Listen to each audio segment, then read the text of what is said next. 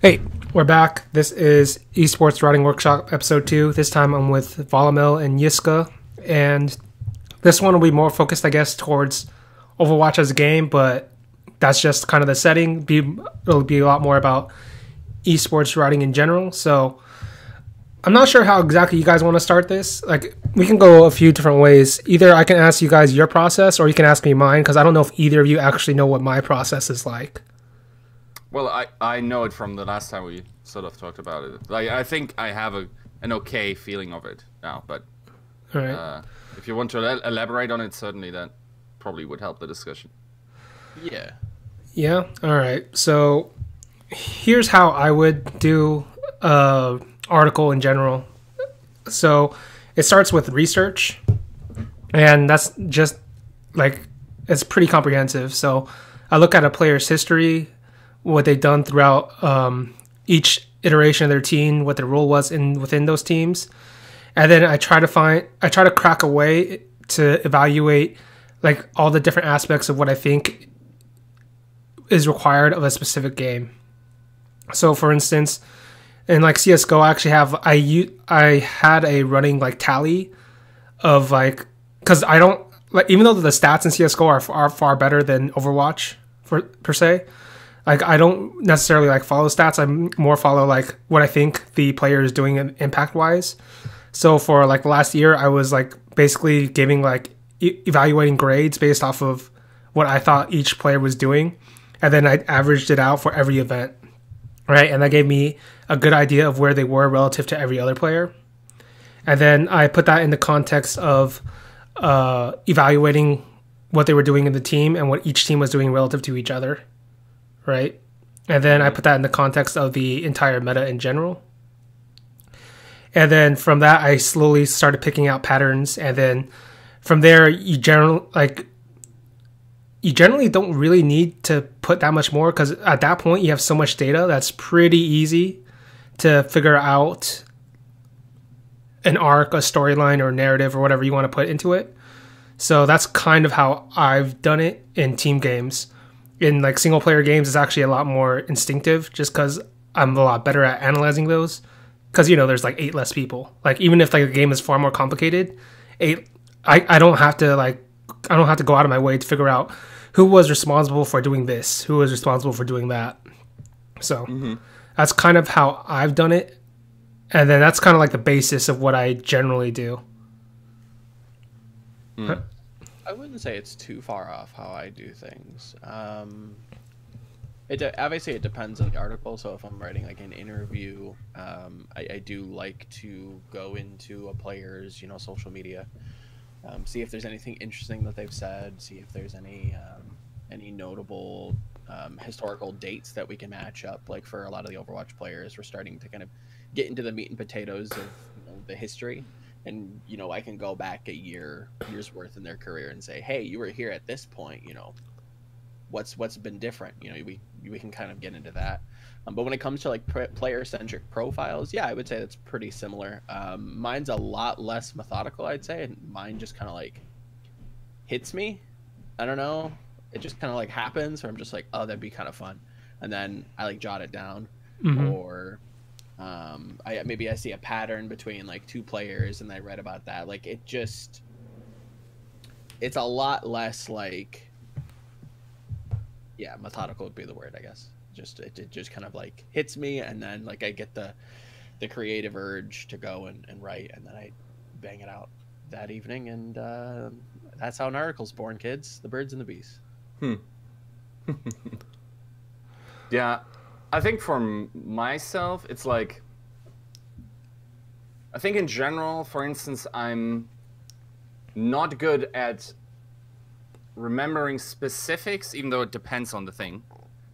I'm pretty good at aggregating the concepts that lie behind it. So something like this would be, like I know that a pattern emerges again and again and again, and then that's something that rises up in my mind. But I don't know the specific person that did it or when it happened. But usually I can remember a detail that then, with Google or whatever,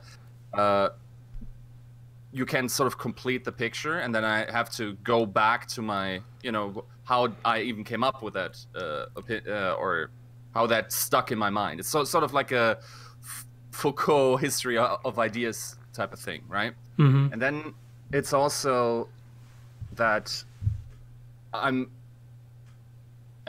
it's like, it was always very hard for me to not only think associatively.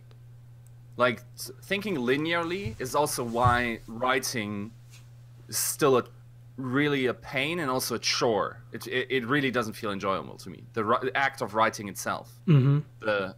And it is mostly because I want to go on tangents constantly.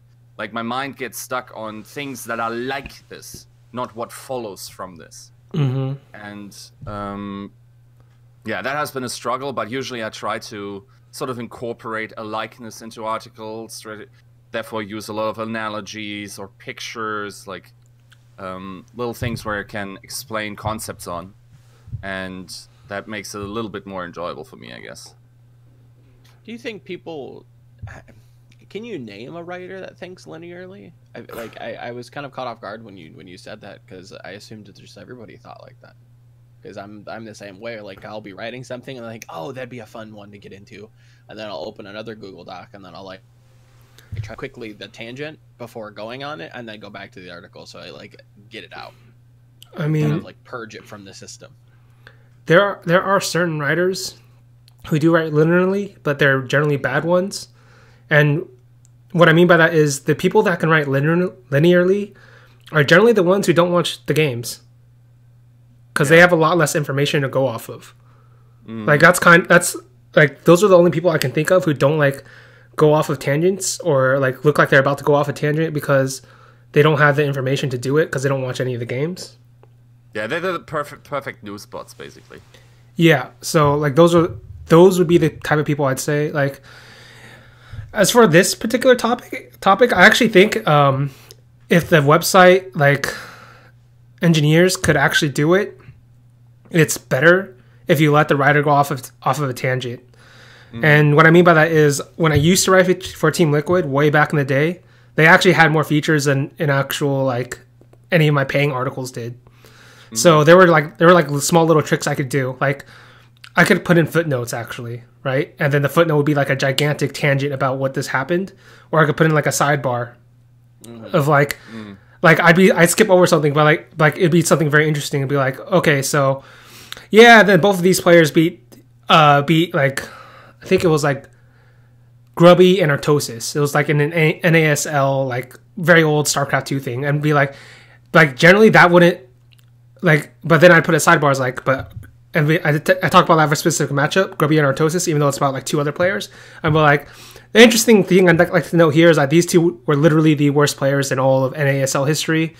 It was like literally a stoppable force versus like a movable object kind of situation, right? Like, it has literally nothing to do with the article, but because you go off of a tangent, like, people actually think like that. People actually, like, when they're reading, they don't, like, there's a certain amount of freedom that's kind of like controlled, but if you don't control it, and assuming you can kind of like format it correctly, I think it's actually better to do it that way. The problem with that is I've never seen a website have like those types of features like I needed to go off of that really like crazy tangent route. There should be like something that you could highlight over, and then you can kind of explain yourself, because a lot of the time you are kind of constricted by how many words you can use, and you can't go off on tangents as much as you'd like. I think it provides a lot to the article, but for the most part, I think a lot of those tangents end up getting kind of cut away. And I think during like the fat trimming process, do I need this? Not really. It doesn't really help explain the thesis of like the title and like the first couple sentences.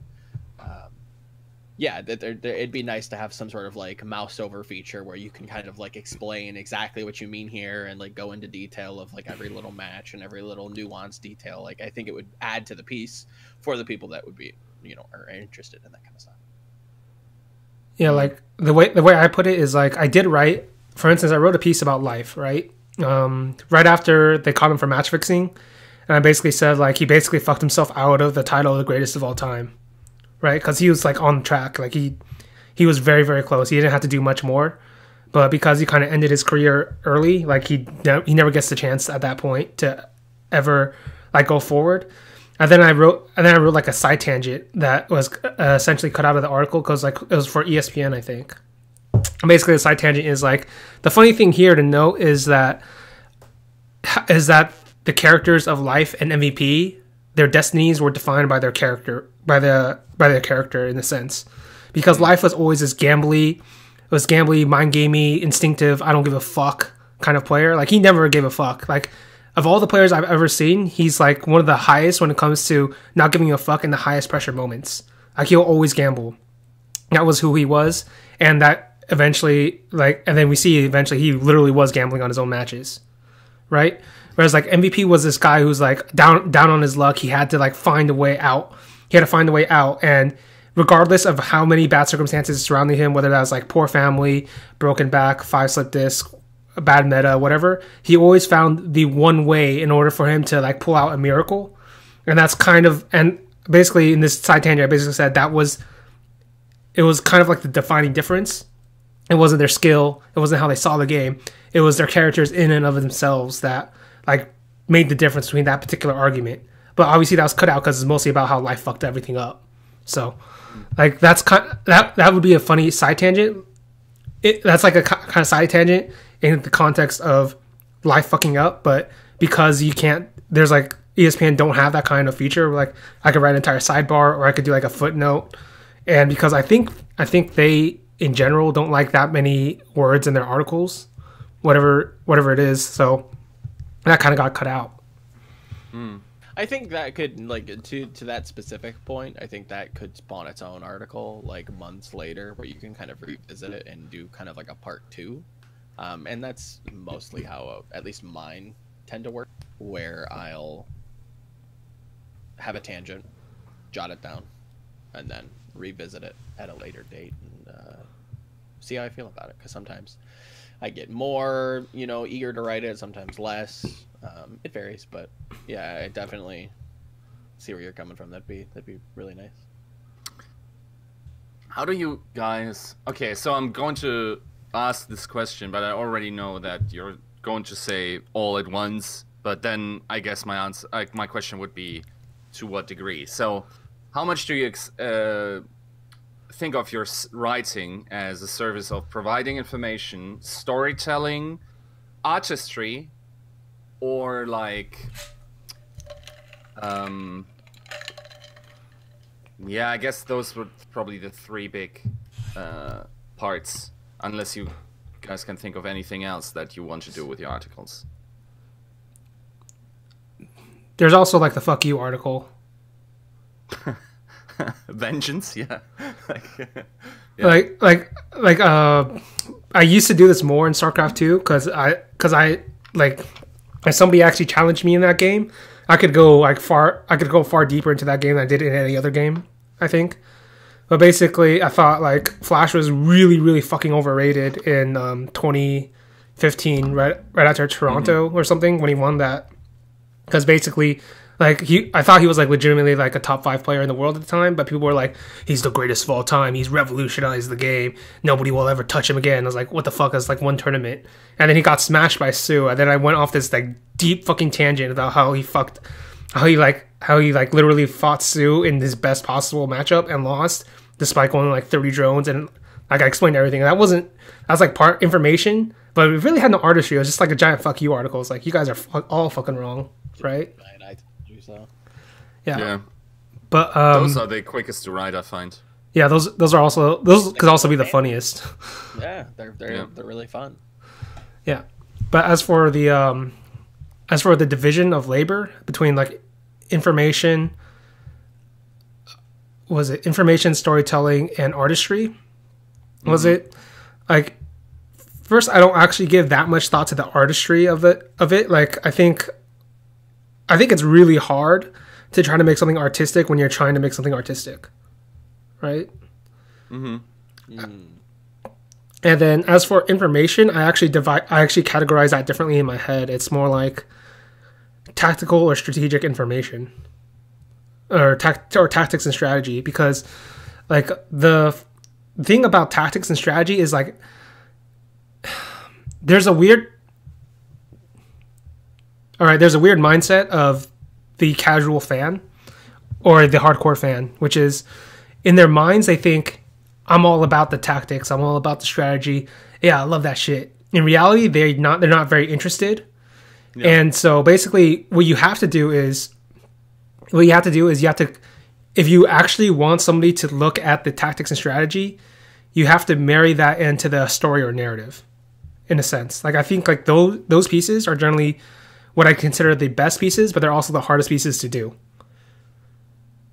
Because if you're trying to tell a story or whatever, like, and implementing the tactics and strategy into that, it's fairly hard if you don't have a very deep knowledge of the game and understand which parts exactly you need to put in and which parts exactly you need to take out.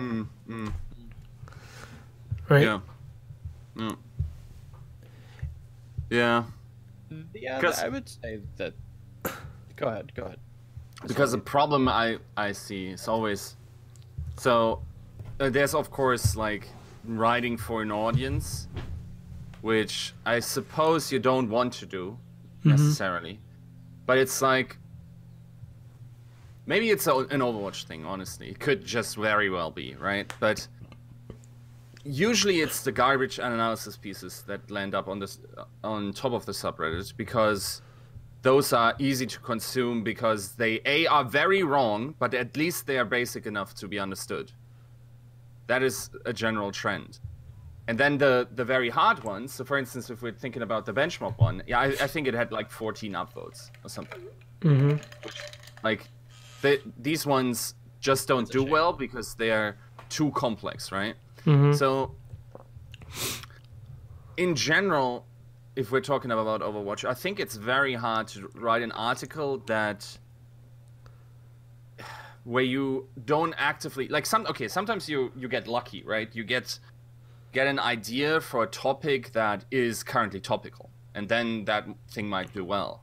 Yeah. But then other times it's like you're not really connected with the fan base on certain issues, and you're also not a wretch that wants to confirm biases, right? Yeah. So it feels like it is so hard to consider any valuable notions for an employer in your writing, especially in Overwatch, while also not really feeling like you're just doing it for the money, you know? Yeah. So, I mean, I kind of agree, but like, there is something that's important about providing a service, right? To your kind of criteria. There is something about providing info to the community, whether it be an interview or some sort of analytical piece that you might not be spot on the money with, but as long as you've put in effort, it should show. It should show that you've at least tried, and you're not just regurgitating the same constant talking points that we always talk about with these teams or these players. There's something a little bit different about it, or there's more depth, there's more substance to what the normal talking points are. Like, okay, if the talking point is this player's bad, well, why are they bad? We can go into their positioning, their ult usage, whatever it might be, their economy in CSGO, their strategy, their spatial awareness. That there's so many different things that you can go into. But and to be fair, I don't want you to name names, but like, maybe I don't go on Reddit enough, but like, what articles are you seeing on the competitive Overwatch subreddit that like are just like bad analysis that get to the top? Because I feel like analytical articles either don't get written or they're just like very not sought out after.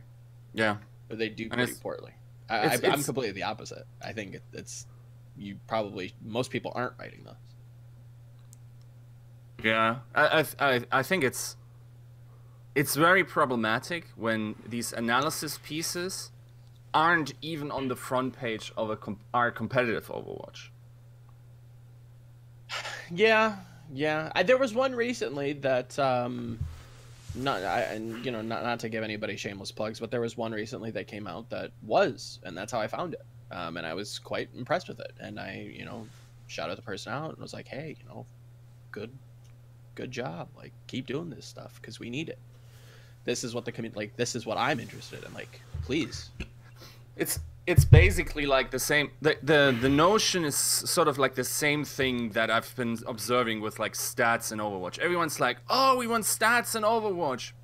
That shit has like all the shit you were asking for has been available on Winston's Lab for 1.5 years. Don't tell me you don't know about Winston's Lab, because every single brain dead graphic that you think means something and doesn't, and the creator of the graphic is either an idiot or an asshole for exploiting your bias, has source Winston's Lab on it, right? So, or the Overwatch API, to be fair. Most of the time, been the API. I honestly think you would think as esports grows, all types of demographics would grow alongside it. I must say, I think the crowd that appreciates analytical content and even storytelling content has been less than in other esports I've been involved in, while the overall esports audience grew. Now everyone's like into really, really like low effort content that is easy to consume. Like, for instance, Bench was telling me like his power ranking stuff does very well, right? Yeah. And the hits he gets comparatively to other articles in Overwatch for that is like, it's insane, right? But you only give them the conclusions. This is almost meaningless, right? It's funny, but it doesn't explain why he's there. I'm sure Bench would write you like a 500 paragraph reason for every he'll give you a team. dissertation on why each team's where, but that costs too much effort. And I think to that point, that's like the sugar versus the medicine, right? That is the sugar to like keep the lights on, to keep people interested, to build your brand, have returning customers, and then you can provide them the substance day in and day out after that. And I think that's the sweet spot that writers tend to have to meet, is what can you do to provide what the audience wants versus what you want. So if the audience is looking for, to Yiska's point, something that's a little bit low hanging, something that's not super, I don't have to invest a ton of time into, something that's going to be kind of entertaining in a way. They want to be entertained. Humor is a good way to do it, and Bench has capitalized on that. So yeah. I mean, I get where you're going with it. Like, it is kind of depressing to see like, oh, well, this took me 5 minutes and, very little brain power, and this took me a month, and the amount of, payment or metaphorical payment that I've gotten off is completely skewed.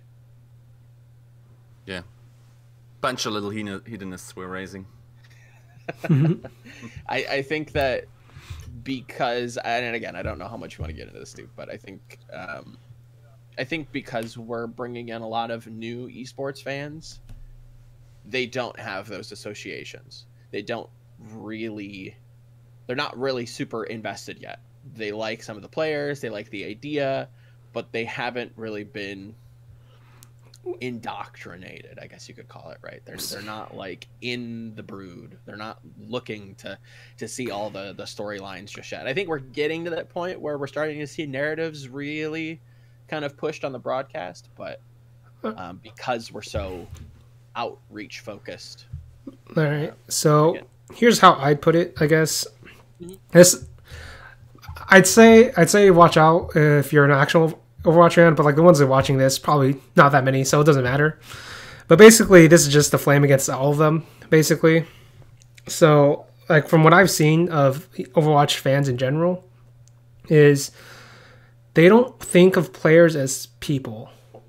No, it's very much like a idol culture almost. Yeah, but like it's more extreme than like there's always a sense of idol culture for every esport, but it feels like more extreme here, where like like if you say something like Overwatch is not an anime, that shouldn't trigger the entire community, but somehow it did, right? Like I think that's like I think that's a deliberate fact. Overwatch is not an anime. Like I don't fucking see any animators behind their drawing and shit, right? Like come on, it's not a very controversial thing, right?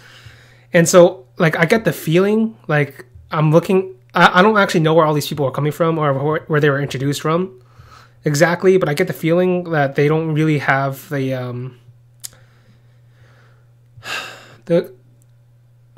don't really understand the capacity of what makes a story meaningful. Like they have the capacity of thinking in their minds like what I want to see or what kind of instant gratification I'm looking for. Yes. Whereas like in esports or in competition, it's like the reason it's I think a superior medium, I guess, or storytelling device compared to an actual anime is like if you actually pull off that fucking crazy upset, you'll be remembered forever. Like it's what, March 2019, people are still talking about fucking OG pulling out the TI-8 victory out of fucking nowhere, even though like they literally crashed into the bottom of the pit right before like TI-8 started, right? Because that was like the ultimate underdog story. That was like pure anime, except it was more ridiculous than an anime, right? And like that's because it's not like fictionalized, because it's not real. Therefore, like when you go do that thing, it becomes a much greater accomplishment, right? Whereas like in like Overwatch, like in their minds, for whatever reason, they don't really get the idea that what you're seeing is real. What you're seeing matters in a sense. Like they're just kind of waiting for the moment where like, oh, see, I was right all along, or some shit like that. Like the fucking Shanghai Dragons, like, oh look, they did it. No, you can't say shit about them anymore because they finally won a game. It's like, well, yeah, they literally kicked out every fucking player from that team. Like, what? It's not even the same team at multiple points. Like, it's not that's not an actual narrative that exists anymore. I think it's in I will raise you. I think actually the player focus is not the problem. I wish it was that way, but I think at times articles with players don't even do that well anymore. You know who's actually the god of the crowd? The fucking crowd itself. Like the way they are celebrating themselves, and whoever inflicts upon the sanctity of the crowd gets immediately thrashed. You cannot speak against fans in Overwatch. Whatever they do, it is immediately because you're in a position of privilege that it is the player's fault to some degree, right? It's also like, it's basically like if fucking Yamcha was the main character of Dragon Ball Z. So it's unreal sometimes. So for instance, which esports do you know where audience members are at least C-tier celebrities within the context of that scene? That happens in Overwatch all the time. There's like 5 I can name on top of my head. So it's a very different, it's very self-congratulatory. And I think that is in itself also on the game itself. Because making the connection between the game and the viewer is much harder. To understand what's happening is much harder. So of course the attention turns inward, and it starts like celebrating the experience more than the actual game. And it's not like, if we're talking about the Church of Esports, it's no longer that the gameplay is the Bible. It is the experience of it all that is the Bible. This is why we can celebrate Shanghai Dragons, because the experience of everyone, you know, like uniting in their misery and like uplifting them, and like I do think that's powerful though, but to your credit, it is kind of overstated in Overwatch. I mean, I did celebrate their losing like 2 or 3 times. Exactly. No, I agree. Like that is very, very powerful, and that should be written about and explained and you know, kind of cherished in the bad and in the good. But I to Yiska's credit, I do think it is I think it is very much self-congratulatory. It's like, man, we did it. No, you didn't. You were in the band. The football Yeah. players did it. You Yeah. didn't do anything. You weren't in the band. You were actually in the bleachers. Sure. Like, Yeah, we're celebrating that's- groupies here. that self-identification with the team, I think, is cool, and that proves that like geolocation can work in esports. But why is that that's where I don't think it's a problem. It's like, okay, why is this happening? That's where I'm lost.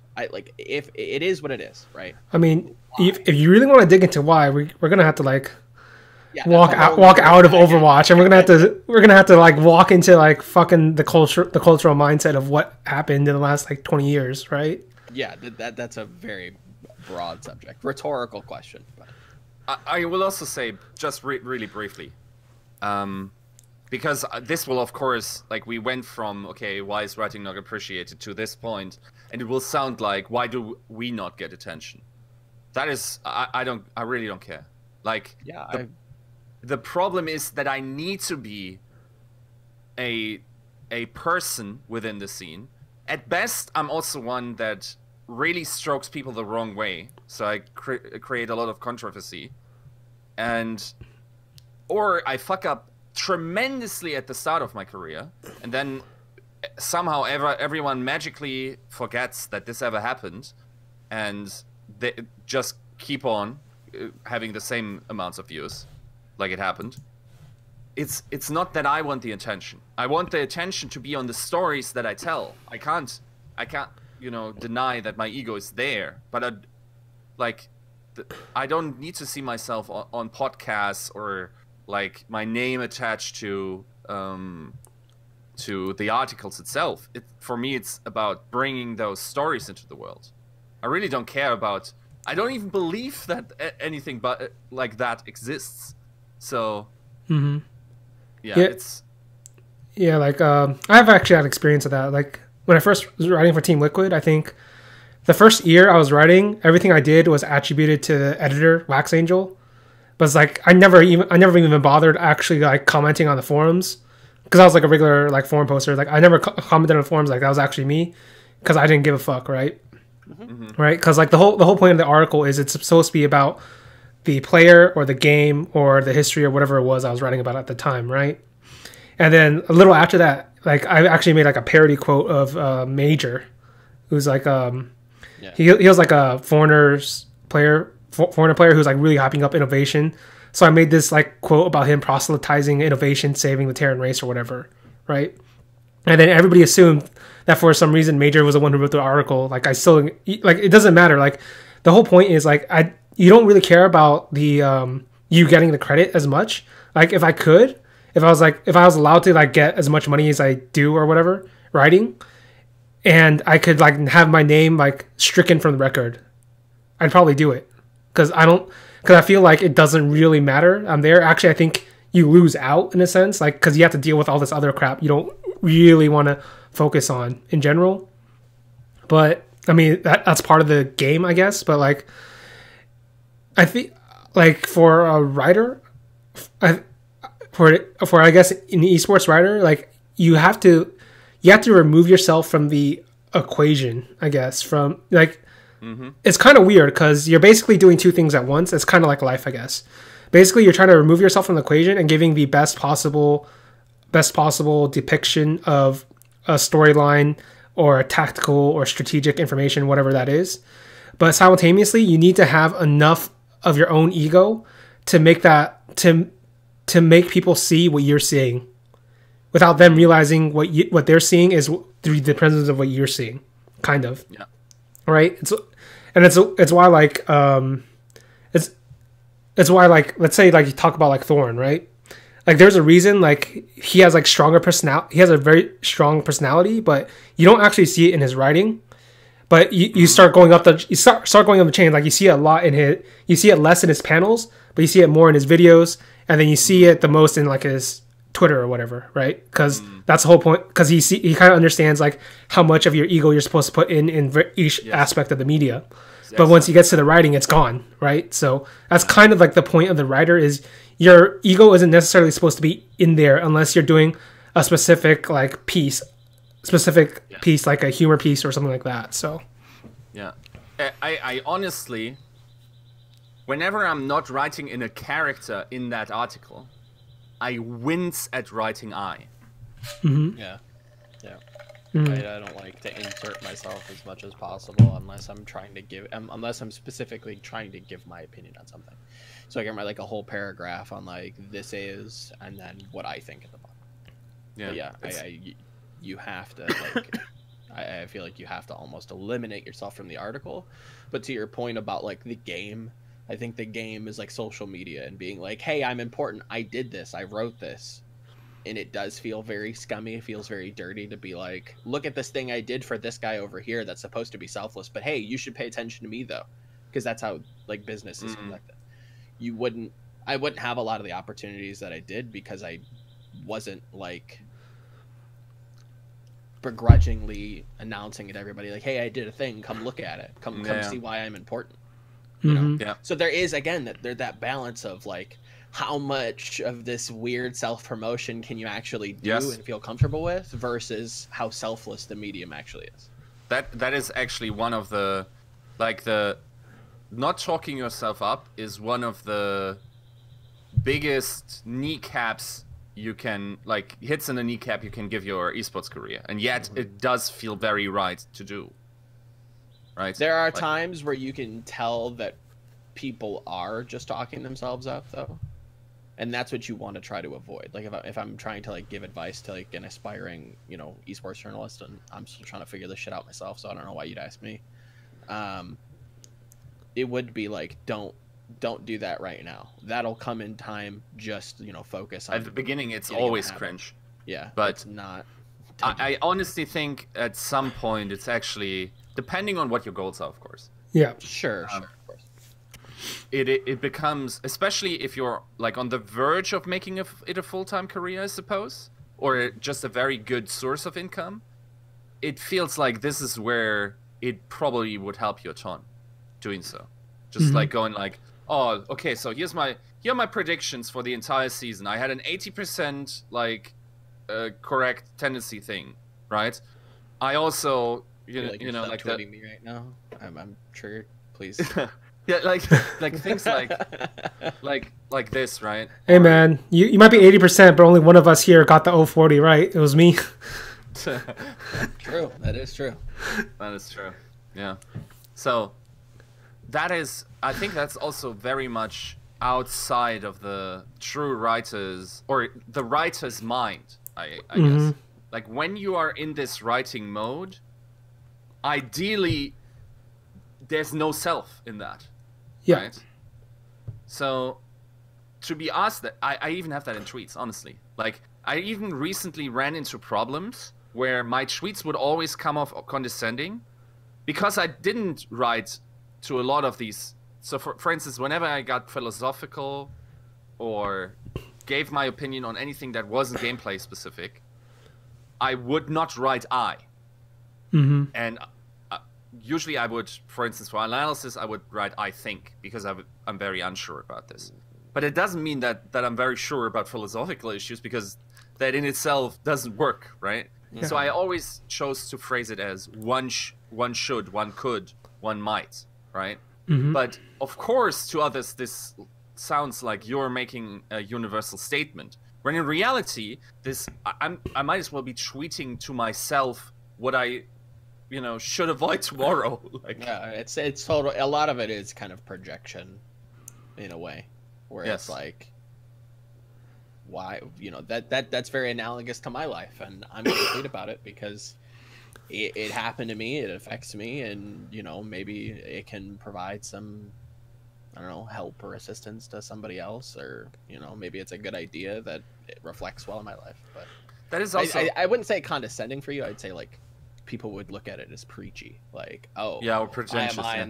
I'm on this moral high ground, and even though like from my I don't want to delve too much into this, but like from my metaphysical point of view, that doesn't even make sense. It's like that really is not like that doesn't work on that level. But yeah, it's very hard, and I certainly sympathize with people that do read it that way, because how would they know, right? Yeah. And I've always been very bad at getting outside of my head and decontextualizing. And it's this to this day, like the first third of an article where you lay out all the information and the context of your writing is the most grueling to me. Like I put it off. It's one of the worst parts of my day when I have to do that. Just to like go through this, like externalize, okay, what are really the things that made me come to that decision, or that the specific things rather, not the ideas, right? Because it's a problem if I write an idea that I 80% believe to be true. That is not convincing to anyone else unless I've built up an authoritative point where people believe me based on authority, which I also don't want. I don't want people to believe me because of authority. I'm so glad that you're talking about this, because I don't think people actually do that. I don't think they actually go back and say, how much do I believe this? Do I believe this? Have I explained myself? Have I argued this well? They just say it, and then it's supposed to be true. There is no context involved in a lot of what I read, and when I do, I like it a lot more when there's actual, like, not evidence, because sometimes there are things that you can't really see or prove, but like something that helps to contextualize either where you got to this point or some sort of concrete, tangible, result from this point that we can kind of go back and say, okay, I see where you're coming from with this. Like, I see the logic there. Sometimes it's just like, this is, and you just kind of work around it. And I'm like, what? How did you get here? Yeah. I don't hate this, but like, why is this sentence here? There should be like 3 or 4 sentences above it. Yeah. It's the worst part. No, like here's the problem. I don't know if I want to call it a problem, but here's like the struggle a writer has. Like, if you get to, like, let's say you do this statement and you do 3 to 4 sentences above it, then you'll realize at that point you actually have to go deeper, and each of those 3 to 4 sentences will require another 3 to 4 sentences, and then those 3 to 4 sentences will, like, that's how you make an article. Yeah, you have to go like super deep just to prove one solid statement. Yes. But then if you do that, like, for instance, I wrote like forget when, maybe 2015. Yeah, it probably was 2015. I wrote like top 15 greatest of all time StarCraft 2 players, right? But like the first one I wrote was I forget who I put in number 15, but I definitely remember who I put in number 16, because I put SOS as number 16, right? At that time, because he had only won like one BlizzCon, and I thought like that was like highly overrated compared to like everybody else we were talking about at that point. Sure. And so I put him at number 16, and then the first 100 comments were like, oh, I wonder where SOS is going to be in this top 15 greatest of all time list. I'm like, well, this explains a lot actually about the reading comprehension of my entire base, right? Like, yes. Ooh, that makes me sad every single time. Like basically, like, if you're a writer, like, you definitely don't want to think about what your audience thinks about it, because eventually you're gonna get to this point. Like, it's not true for all the people who are reading it, but like, there's going to be a section of the readers who happen to do one of two things. Either they don't read it and they comment, or they do read it and they completely miscomprehend what you're trying to say, right? Yes. And I had that really early on. And then when you hit that in your mind, you're literally thinking, I put in all this work and somehow it still didn't go through. Yeah. And like, it makes you partly want to give up, like, fuck it, I'm out, right? Like, yeah, that's kind of like, yeah, that's kind of why I'm so going through the motions of like my first like 10 articles. I'm just like, it felt like at least half of them were very much like either I didn't explain myself in the title well enough, or my thesis wasn't strong enough, because the community's reaction was super disproportional, like one way or the other, where it was like, why is this viewed so negatively? Like, I definitely didn't say half of these things you're quoting me with. Like, it is very strange. Yeah, it's like I remember I had some esports fallacy. I think it was. When are those coming back, dude? For real? Like, yeah, I don't know. I'm gonna break the fourth wall here, but those need to come back. I think it was something like Nietzsche's dissertation in a tweet. It was called like something like that, right? Where you need, like Nietzsche, known for saying a lot with very few words, right? Yeah. And then, like, you somehow need to condense the very essence and everything of your article. It is not even any longer really about, you know, like, trying to exploit the informational gap between you and the reader. I don't think that works anymore in Overwatch. You need to incite violence with your headlines nowadays. So, for instance, I recently wrote an article, and it was called "Are We About to Enter the Golden Age of Overwatch?" And I made these points, you know, like, okay, so the situation is very bad. Here are a couple of points where there have been massive improvements, and also there's more coming, and also wink wink guys, maybe I know a little bit more than you do behind the scenes, so good stuff is coming. And I'm still, by the way, 80% convinced that this is happening. If it's not happening, then the best era of Overwatch was sadly Apex season 1 to 4, and we can kill it here, because it's not going to be after this season for a long time at least. Yeah. So yeah. Yeah, like here's the thing, like, because you introduce Chinese teams, like half the games in China are going to be terrible. I'll tell you now. Whoa. And here's why: jet lag. Yeah, it depends on how they do it. I've got it. And again, maybe, and I've been. Somebody's intimated to me that this isn't going to happen, but I don't see how it could be anything else. That each stage could be a region. So, like, let's say stage 2 is Asia, right? So you go, instead of going from Washington to Seoul to Boston to Shanghai, you would just go like Seoul, Shanghai, Chengdu, Guangzhou, Hangzhou. That'd be the stage. That's 5 weeks. We pack it up. We leave. Go to the next, you know, go to Europe, and then the Atlantic is to the next region. I think that makes the most sense, but that's way too specific for. Way too specific for this, yeah. Yeah. That's a whole nother podcast. That's my prediction, man. I'm telling you, like, all the games in Asia are going to be pretty awful. Yeah, if you fly all over the place day in and day out, you know, week by week, yeah, the games are going to be. Because fucking China is fucking massive. Like, nobody realizes it until they get there. Exactly how massive it is. Yep. Yeah. But yeah. Also, one thing that does very well still in Overwatch is investigative journalism. I think that's with most esports, because there's not. No, like I don't think it's doing that well in Counter-Strike, but really? outside of like roster moves, like like we have like multiple like articles about like, oh yeah, this tournament is literally match fixing people, and like it didn't do very well. So it's like, I guess nobody cares about that anymore. I guess they've all accepted match fixing happens or whatever. I'm not exactly certain. CS are nihilists. Overwatch has the hedonists. What is League of Legends? I don't know. I don't follow League of Legends enough to figure out what exactly their fan base is about. They're I wouldn't know. I don't write for them. Difficult. Yeah, I heard it 3 times now from people within the industry that said, A, you need to get a second game, and B, it has to be League of Legends still. Yeah. Oh, really? Well, I mean, yeah, that's like. There's a lot of people pushing that want League writers, and you know, I'd be lying to you if I said that I don't have something that works for League of Legends that, you know, it'll keep the lights on.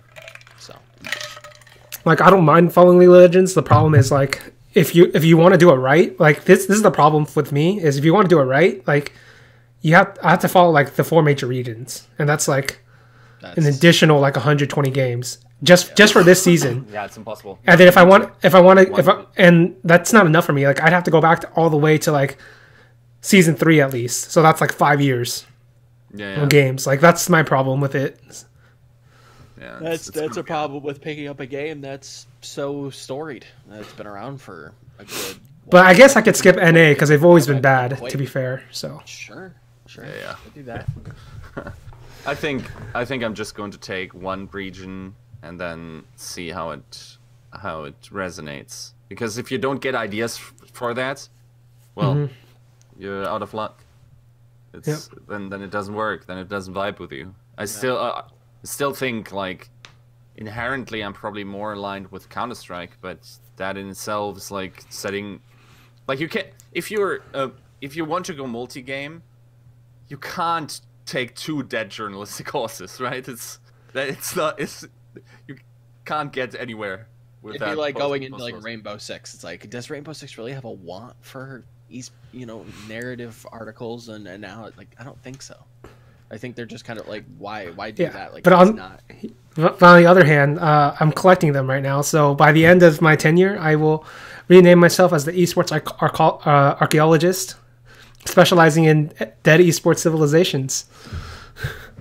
Would be that is interesting to go into a game that's like very small that people are going to be super willing to talk to you. It's not going to do well, but it would be interesting to see how those work. So yeah, maybe.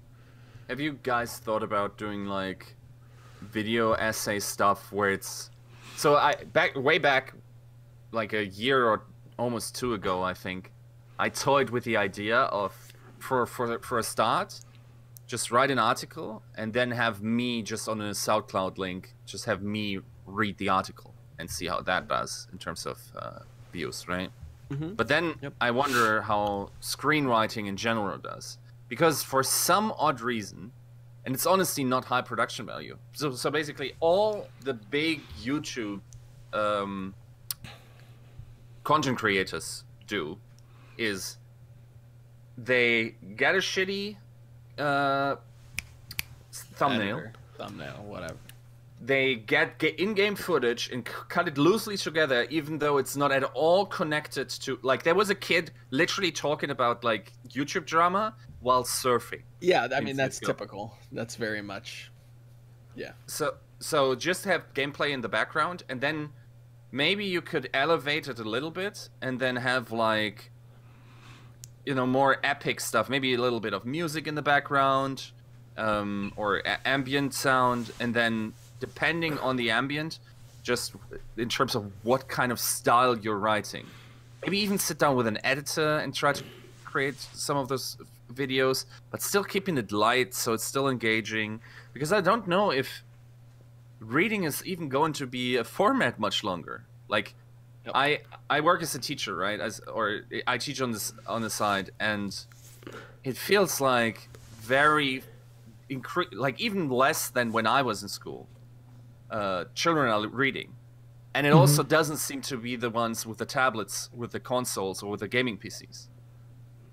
Yeah. So I wonder if it just will naturally develop into being screenwriters more than article writing. I mean, I've already kind of dabbled with that. The problem with those is that they take so long because that artistic person in me comes out. It's like, oh, I do want, like, what if I could get like a clip from this thing, or like, I bring up a good point here, like, let me see if I can find a clip specifically for that, because it would be fun for the viewer to like hear me say it and then have it to show up on screen, so it isn't just like CS:GO surfing and me talking in the background. Like that's just not something that I'm interested in. And a lot of this is kind of like self-motivated, at least for me. I can't speak for anybody else. A lot of it is kind of selfish, and it's like, oh, wouldn't it be cool if like this happened, or just kind of my own weird delusions. But yeah, I totally agree, and that's something that I want to do more of, but it's just not feasible.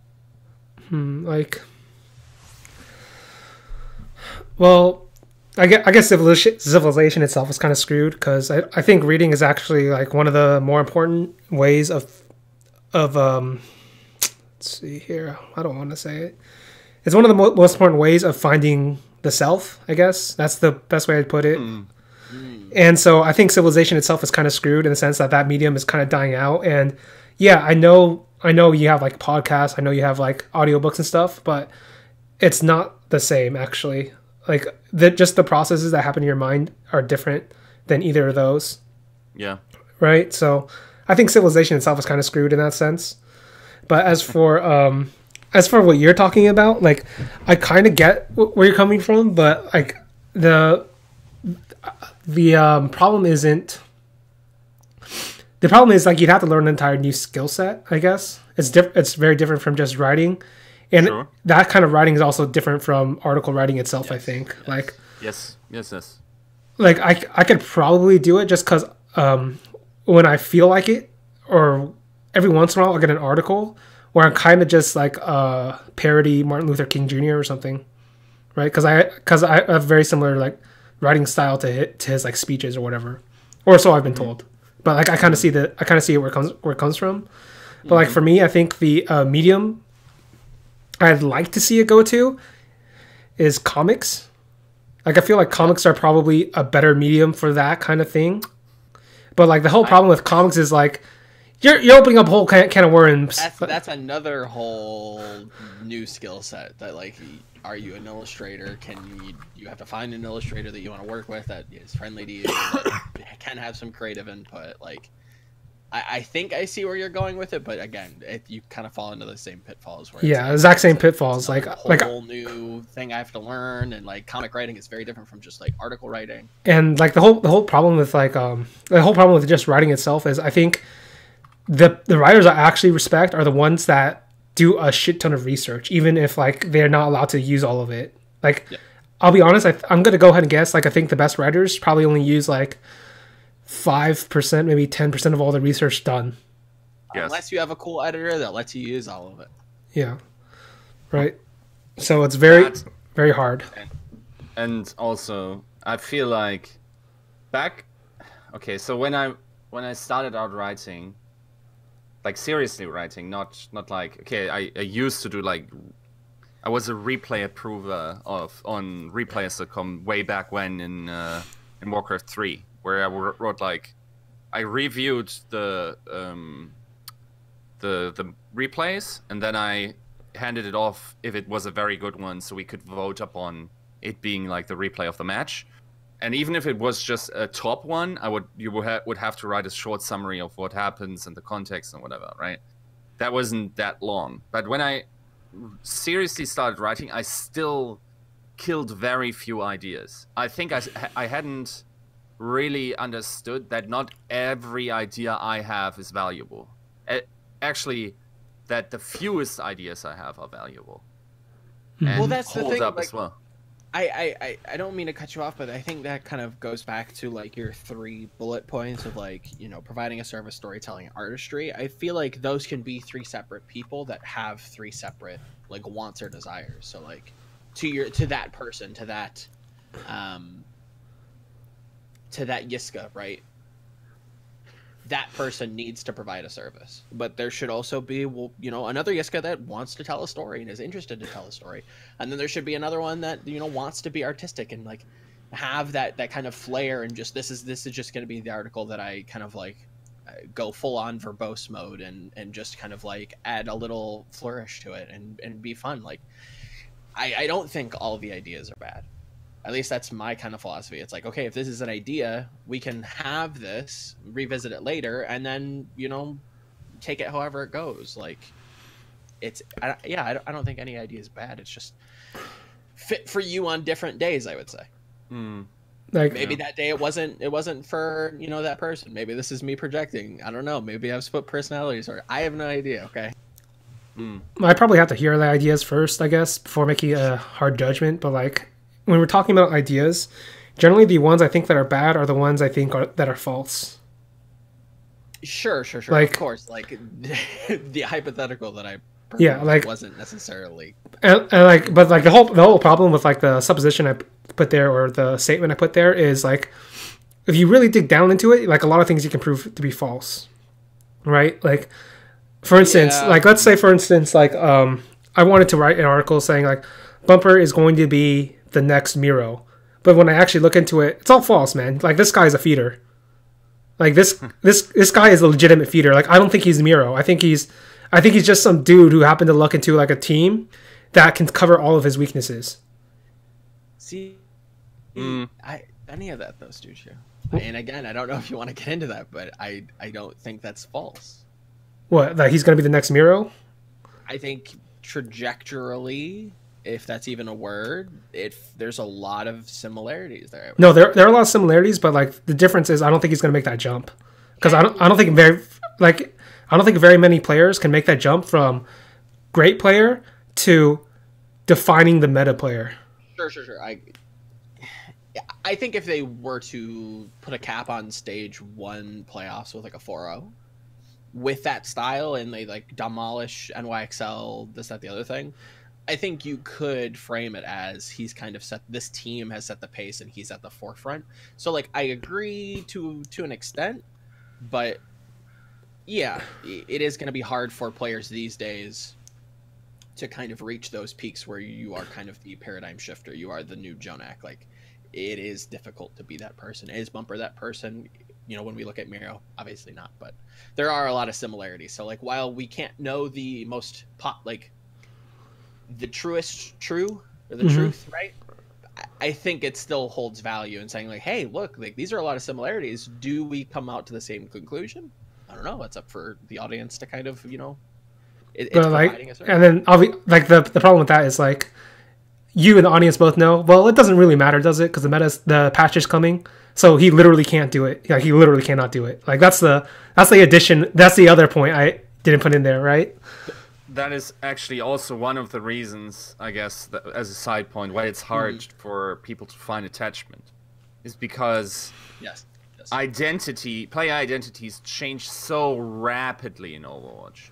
Like in CS:GO, it is very feasible for a player to almost like, as long as the game is going on, Getrad has been like a player that is in the upper echelons in terms of like being. But you would know his styles. And yeah, like he changes and stuff, but like he's still Getrad. Yeah, and that's really cool, and that's what you can harp on and explain to people and highlight. But in Overwatch, it's very difficult to have somebody that like, or have a team.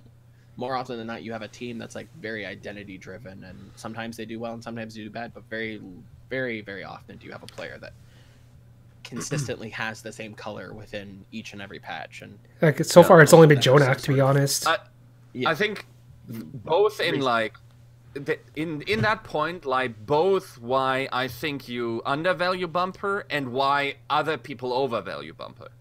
So because other people have been able to attach to the guy since Apex season 1 or 2, because he was able to play so many different roles in a team that was always competitive, right? And half the time playing for the title, there's attachment to that. I also think that because of that, it is like hard. He will not be like the absolute best player in the world on his role. I don't think that's going to be the case.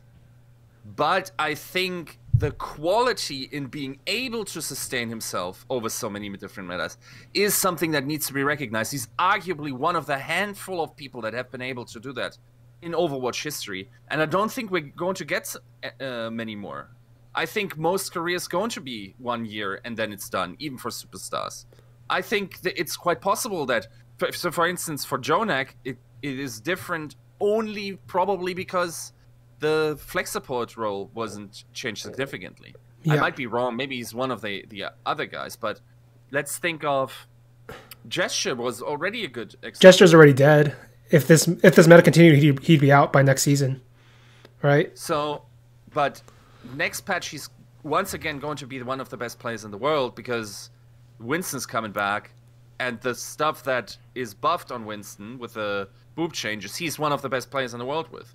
So inherently, there's a problem within the game in creating attachment to player brands, or to like fairly assess that someone has been a top competitor. And of course, once again, when the attention cannot be on the players, on the gameplay, it has to turn inward. I can't even blame fans there. It's just that the game changes too much. But maybe that, once again, is on the fans because they need it in order to feel excitement. Which is also I don't think that's true, though. I think that's a very big, that's a very business decision that I think is made to just constantly increase novelty. And in a game that you can have all these constant swaps in, and the game is built on, trying to be the truest Swiss Army knife you can be, and trying to find the answers in your little grab bag of tools that are the 30 heroes that we have now. It's very difficult to do that. So maybe it's a decision that the game has to be changed fundamentally again. Like I guess we can go into this a little bit, like, because this is going way more into game theory, right? Yeah. And whatever. I don't give a fuck if we go on tangents. So like the problem, like there are two games I can kind of relate this to. The first is StarCraft 2, and we're talking about the meta, right? The meta shifted all the time in StarCraft 2, but the reason like people were still able to build identities is because it's fundamentally a 1v1 game. It's a duelist game. So there's just like 10 less factors to comprehend when you're looking at an individual player and how they change over time, right? And it's why like you can get somebody. It's why like I actually highly rate innovation highly, right? Because even though he only does well in metas where like Terran is strong, the whole point is like all those metas he was strong in, they all play fundamentally differently. Like some of them are parade push, some of them is mech based, others were timing based. Others use like different units and different expansions or whatever. But so long as he had like the 51% advantage, he could always play it out, right? And that's not something I can say. I can say with definitively for almost any Overwatch player, because all of them play in teams, 6v6 teams. All of them, not all of them don't even play the entire year, like because of the way the off season works, right? Like I still think in my mind, for whatever reason, I think Davin is probably better than a lot of these players in the GOATS meta, like, right? It's just my head, but I can't prove it one way or the other, right? Yeah, so there's a unanswerable question. Yeah, so there's like a bunch of weird questions I can't answer in my head, right? And when you look at it, so in that sense, like I think that's one of the problems is like it's fundamentally a team game, but like even in team games, you can still build an identity. Like Dota 2. Like Dota 2 is actually way more freeform than League of Legends in terms of drafts and heroes. Like I would say pretty analogous to Overwatch. Out of all the other major esports titles, I think Dota 2 is very much like, okay, here are all your tools, give me the best, thing that's going to suit your team and beat their team at the same time. Yeah, but like I'm understanding Dota 2. Yeah, it is. But the inherent difference between Dota 2 and Overwatch is like the fundamental concepts stay the same. And what I mean by that is there's no point in Dota 2 where split push, like team fight, and like objective based gaming. Like I'll just put those as like the three major ways of playing. Sure. Like all three of them will always fundamentally have a place in Dota 2, whereas in Overwatch, if I had to like describe it, like I'd say like dive has no place in the current current Overwatch, right? I'd say like GOATS actually had no place in dive. Right? Like, and then I could say that for each meta, right? The fundamental framework and base of Overwatch still has yet to be completed. Yes. I don't know that we will ever get a framework, to be fair. Unless something changes, I don't think we'll ever get a framework. It is because the game inherently is too complex on the team level to just like think of playing split push. Is a skill, I suppose, that you have to learn. It is not as intricate and as focus requiring as the meta strategies are in Overwatch. Yeah, because like a minimap exists and stuff like that. Like there's more tools for a Dota player to learn split push than there is for like an Overwatch player to figure out that stuff. And that's where I wanted to go back with what you said, Stu. Like because we don't have those tools at our disposal, not to sidetrack from Yiska's point, because we don't have kind of replays or VODs or anything to study. It's been a little bit easier now because we have, the command center and we can kind of look at POVs, which are great. In the past, like you can't study specific players because you're viewing it from like a third lens that isn't great, and you can't really see the whole picture, so you can't really tell how well a player is doing or what their style even might be.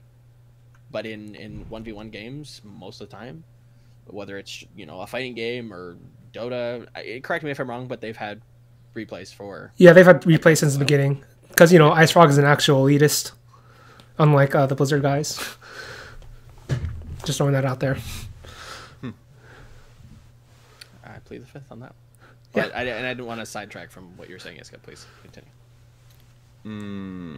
I made you forget that. Yeah. Like basically, he's on the point like Overwatch as a game is like the team fight is actually way more intricate because we're not. The whole point of the MOBAs is like it's a top-down perspective. I think the top-down perspective to the first-person perspective fundamentally changes so much about a game. Right, but the other problem is like Overwatch as a FPS is fundamentally so different from like CS:GO because of how like the abilities and the heroes work. Right, like they're like such hard roles that you have to do that it's not really fair to call it FPS in the same way as CS:GO, and it's not really fair to call it a MOBA the same way like you call it Dota 2 or League. Right. I would say it's probably more at the moment more of a MOBA, and it could shift. Like last season, towards the playoffs, it was very much about an FPS kind of game where it was, Hanzo and Widow, and they go off and do their thing, and if you click heads, you win, right? Like there was a little bit of strategy there. It's not just specifically like aim dueling, but a lot of it was very aim centric, so very FPS focused. This meta, very much almost near MOBA, where it's just trading resources back and forth and trying to outthink your opponent. Yeah.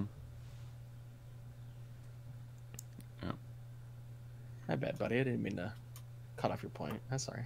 No. I think I was done even. Like I know it was something about just like the intricate parts about Overwatch where you need to all in on the strategy. I'm not convinced at this point that GOATS, for instance, even this meta was actually the strongest meta you could run. Yes, I don't think that's true. I agree. Like that's why Chengdu is so cool, because I can't say that I've had this concept forever, but I've had this idea that there will be a team that's going to like challenge the status quo and say, be the nip of early 2017 and say, no, this is our style. We're just going to play this and refine it to the nth degree. That will always be the style, or there'll always be that team, I should say. And to kind of Stu's point, I'm not entirely convinced that dive couldn't work. It's just too hard. It would be too difficult to warrant the time invested into it, to figure it out, to play it, versus just picking up goats and learning the mirror. Yeah. And yeah, it's basically like goats is kind of, I don't want to say it's directly similar, but it is kind of similar to Broodlord and Fester. Like it's just too good. You can't not play it. Yeah. Like it's just fundamentally easier, not easier, but like fundamentally like the execution level is a lot lower than if you had to play like dive, or like if you wanted to play like the Chengdu style, like first you'd have to have a Hammond, like, and then you'd have to have like, and then you get the bunch of DPS around it, and you have to figure out how they even think about the game, and you're always going to play catch up there. So I wouldn't even recommend that to teams. I would say, what can your team do well, and try to craft your strategy to beat goats around what the pieces you have, not trying to play the mirror or trying to play somebody else's style. Play your style and see how you match up. That's kind of peak esports for me. If I can have it near martial arts status, where it's just a physical embodiment of 6 individuals and their thoughts on something, kind of willed into the game, that would be near perfect for me. Yeah, like I sometimes wonder if, like when you're talking about Overwatch specifically, because I think coaches are way more impactful than Overwatch by like 10 times compared to like almost every other game or something. Yes. Right? Like I sometimes wonder if like the development of this game kind of fucked up what kind of fucked up like the jump.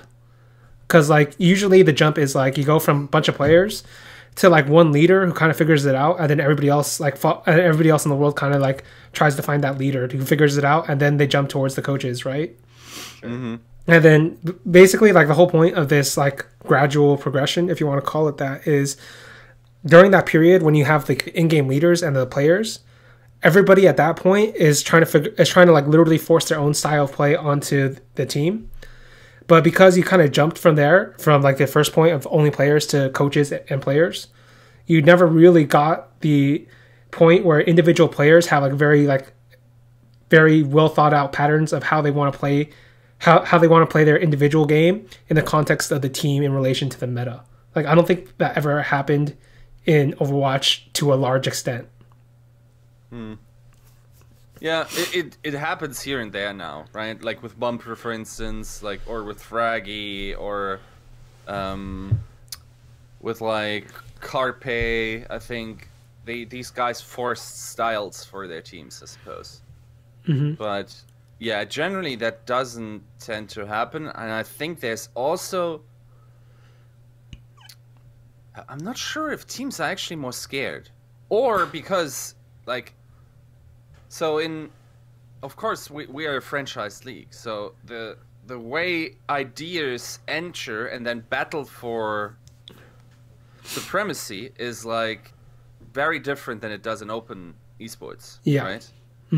So the bad idea of Shanghai Dragons would have died way early in other esports. Yeah. We have to sit there and go through with it, and really thoroughly learn what it is to be like bad in Overwatch for 40 games, which I guess in itself can be an asset valuable, if it's yeah. used as such. But yeah, it's like the ideas that are. I'm still working on this article that is basically about GMs and their responsibility to greatness. And it's both a responsibility to players that try to be excellent, because in Overwatch you cannot be a champion unless a GM lets you. If you are currently in contenders, a GM has to say, I see your value. You could very well be the best player in the world. Nay, last year Runaway could have been the best team in the world, and we didn't know. And if Runaway wins this season, we really have to take a hard look, because scouting is not where it needs to be in esports. The mechanism by which esports selects talent is by natural selection and having like open qualifiers and whatnot. And the meta is switching too frequently for ever scouts to outpace, is my thinking. So the responsibility of a GM is to have a nose for who knows what's going on. And then also ruthlessly fire when that's no longer the case. Otherwise, we will not be able to have a high level of play. Now, once again, that's a problem with attachment for fans, right? So, like, again, I'm not a... Shout out to Shadowburn. for instance, right? But, like, there's just ideas that need to die, and sometimes careers are attached to that cruise ship anchor. And they just go down to the Mariana Trench. But they don't. They float in Overwatch very often. And they float too long. And I think we need to get better at scouting. And we need to be way better at like resetting our priors and understanding what is good. But then also we need to sort of pull the lever from the other side and say, okay, what can the dev do in order to make this less volatile? But in general, it is still a responsibility, and of course, the interpretation of what a GM is in Overwatch is very different. I don't want to put it on every single GM, because some GMs don't have any say in who's going to be signed. Yeah, right? So, but if you are the GM and you have the power to give the power to someone to sign your roster, your skill has to be very sure that this guy knows what he's doing. That is your responsibility to greatness.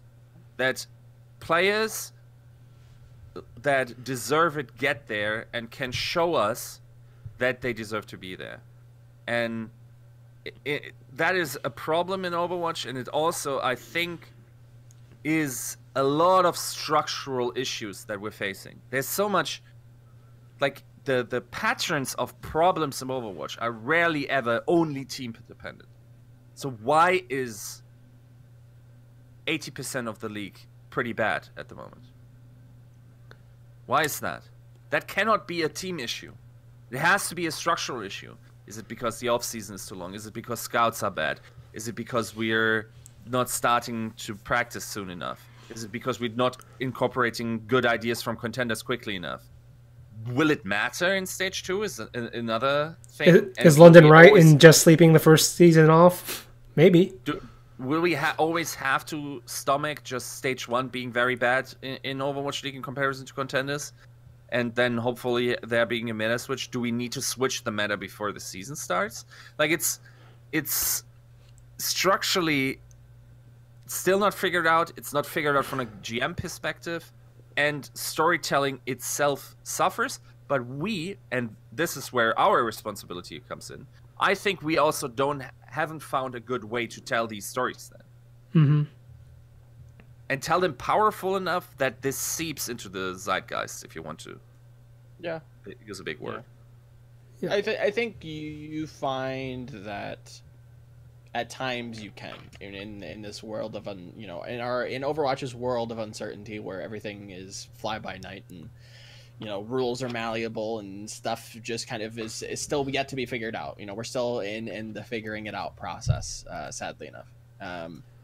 I think it's difficult, but you often can find articles that will seep into and try to not craft the narrative, but provide explanation on why something's happening, or put a word to a feeling, or to one thing that kind of jumps out at me as a great example is your article about Fleta, the deadlift. There are some people who will use that terminology and be like, wow, like this was like deadlift level performance, like it's seeping into the communities. Like zeitgeist would be a great word to describe that.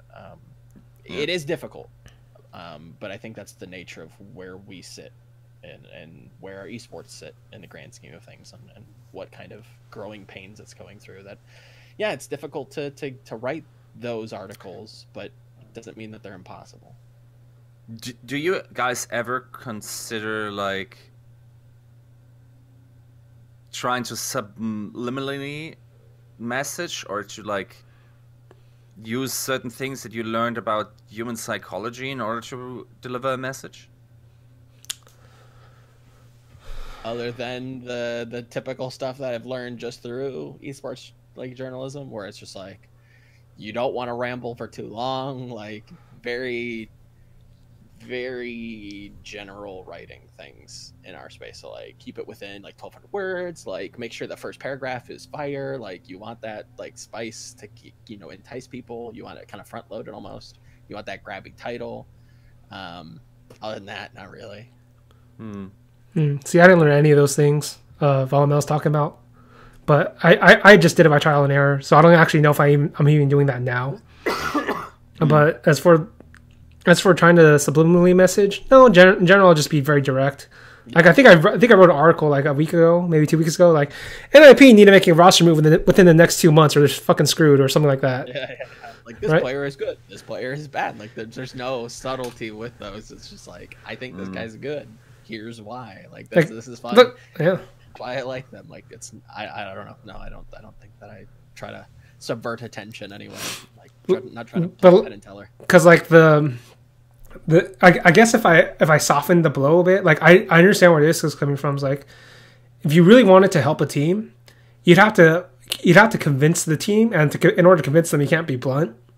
But like, like that's not what I'm there for, really. Like when I think about writing in general, and if I'm trying to tell something, I have to be as honest as I can about it without like dissembling, because the problem with dissembling is if you do it, eventually there comes a point where if you do it too often, nobody can really trust what you're saying.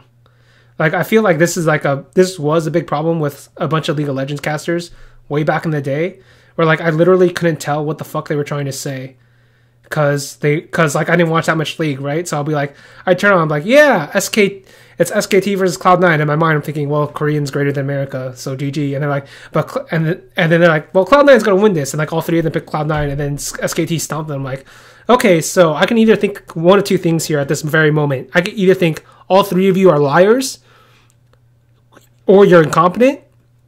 Like those were the only two choices I had in my mind. Like, which one is it? Like, which one do you want me to believe? Right? And then it turns out, like in some random like interview, like, oh yeah, we actually all thought it was SKT, but we did it for fans. I'm like, get the fuck out of my face. Yeah. I like that's a whole nother thing that like I think is valuable to a degree, but you can't be. It's such a disservice when the whole desk is like playing that role, where it's just like, yeah, we want to be fan servicey and we want to show like there's some hope. Yeah, shout out to all the guys who picked Shanghai Dragons over Dallas, creating the best story of Effect destroying everybody. Yeah. True. Yeah. True. Yeah. Yeah, that was great. But yeah, sometimes I think like, for instance, like I remember in university, for instance, I had like stuff about frame semantics. Mm-hmm. And I sometimes think of this because it's such a highly political tool now used, you know, like in political messaging. And I wonder if I could use it, but then I'm constantly struggling with the morality of it. So the interesting part is like someone, like a friend said like, so basically I wanted to try to get my friend to read and like have a discussion with him. And he said like, so he's at that stage where you should probably only recommend stuff that is cool for him to read. And then once he has done that for a specific amount of books, I think people tend to then go more into, you know, like other types of reading that then are more productive, I suppose. But I had never read the Mistborn series. I was not a big fan of Sanderson anyway. But like I've been breezing through the books in order to hold a conversation with him. And the thing is, there are these so basically the premise is like they are specific humans with abilities to burn specific metals, and they do different things, and there's always one metal that pushes and one that pulls, and that's also true for emotions on others. So you can push or pull emotions out, right? And because of that, there's a lot of like talk about people. Some of these people, or most of these allomans, as they call it, can only do one thing, but they get very good at pushing that. So especially like the conversations on like what it means to push people on specific emotions and the morality of it, or to pull specific emotions out, is very interesting in what it morally means. Because even like the argument is made, for instance, that even without those powers, we constantly do that. Right? Mm-hmm. Like you try to console your mom when you tell her you had a bad grade. It's not like you're telling her in a robotic way, this is my grade, exactly this many points. Decide for yourself what your emotion should be, right? No, that's not a human way to do it, and it's probably also a bad one because that increases the suffering, right? Mm-hmm. So, in a way, I wonder really how morally failing it is to use these tools to make people like your article more, or to empathize with a point you are making more. You know, like there is emotional manipulation involved in that, especially towards people that don't know the mechanics at work. But basically it's like to use, for instance, verbs or nouns that come from a specific frame. So for instance, Donald Trump used to do that, for instance, in his speeches very often. Like when he would talk about China's economy, he would say they kill us, they beat us, like everything that has to do with war, and would like activate the violence frame, right? Mm-hmm. Like, what if you could do that into your esports writing, and maybe you guys even do it, right? Like where you spin like spin like one of those images through the article, right? Maybe like on the second workover, you just go over and say, okay, so what are the frames and the associated emotions I want to express with this specific piece? Which ones do I want to write in a reader? Maybe that can make the article more appealing. But at the same time, do I want to do that NLP shit on people, right? I think, like, you tell me if this would fit your definition, right? So, like, there are articles where I think that themes are important, or like an overarching like narrative is important, and I will, or maybe like a metaphor that I use that I want to kind of like draw back to, and I'll change specific words to kind of fit those. Would you say that that fits the definition of these frames that you're kind of talking about? It would have to be very specific towards the what like. So you don't just have to use one frame, but like basically when you're intently like using words to highlight this point or make this point sound bad because you use like a frame that is connected and connotated negatively, and then you boost it up here again, and it's I like for if anyone got to this point in the podcast, there's a I think it's like a handout or leaflet by a former Berkeley professor. His name is George Lakoff. He had some type of think tank back in the day, and it basically describes how frame semantics are used in politics, and for instance, how the left is not doing that well at the moment. Yeah, they're pretty bad in general. They're pretty incompetent. Not bad, but incompetent. At using frames specifically, which he then tries to like teach or like say how he also has a Twitter account. I guess there's some pictures where it's easier to get into than like reading like a 50-page think tank document. But yeah, it is certainly interesting. It's just I just wonder about the morality of it. But at the same time, isn't that the point of writing in a way? Yeah, like. I think I touched on this. Like, there's kind of a weird paradox when you're talking about writing where, like, you have to simultaneously show people the truth, an unvarnished truth, I guess. But at the same time, your unvarnished truth is technically a biased truth. Yeah. Because it's from you, right? Like, yes. That's kind of where I fall in the line. Is like, you can't. I don't think it's possible to reach an objective truth in reality when you're talking about. When you're talking about like a narrative or even like analysis, like they're like I can point to multiple times where like a team or player did something, but there's like 3 or 4 different ways you could read that particular movement or strategy or tactic and why they did it, right? And you don't know. And so at that point you have to pick the choice you think is most likely among the 4 different choices or whatever. And so I think the only way you can really do it and feel like morally fine with yourself is you have to push the one that you think that follows your values the most rather than your feelings. And that's kind of a hard thing to do because like if you're following your feelings, for instance, I might say something like there might be a player I like, but I won't be as harsh to him as I'm as I am to somebody else. But like that's kind of where the moral line is drawn in my case. Like if you have like a very similar instance of a good player and a player you like and a player you dislike, and they both do the exact same thing, you have to be equally harsh to both of them, right? So that's kind of how you have to do it, right? And I think you actually have to do this in a sense. Like you have to go into a frame of mode where you do kind of where you have to like frame the article or player you're talking about in a very specific way.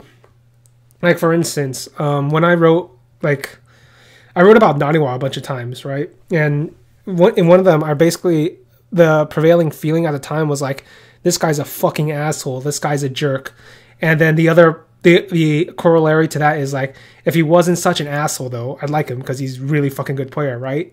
And then like the whole point of the article I wrote was like, they are literally the same thing in my head. Like I basically said, the things you're criticizing for, him being an asshole, him having a fiery personality, him being like socially inept, like all these different things. These are all things that have driven him in order to become this great. Without any of those things not happening in his life, he isn't this great. That's basically my point. And so what you think in your mind is, if he wasn't those things, I'd like him. Well, if he wasn't those things, he wouldn't be him, right? That's kind of how I drove that point, but that's not necessarily the objective truth. Maybe he could have been a little bit nicer or whatever, right? Sure. Yeah. And still have kept the same level. I don't know, but in my mind, because of the way I think about esports or players specifically, where like all of your experiences are like in some way funneled towards your gameplay, like whether and so who you are is who you are in the game. And so in my mind, I couldn't disassociate like him being an asshole outside the game and him being great inside the game, because in my mind I thought those were the same thing, right? Yes. But I don't know if that's true or not. And that's kind of like the narrative it took after I wrote that. I don't know if it's true, but it's like, and maybe it might have been morally wrong, but it was true in my eyes. I think it touches on like a big like philosophical question if like the sum of our experiences make up who we are as people. Another great analogy.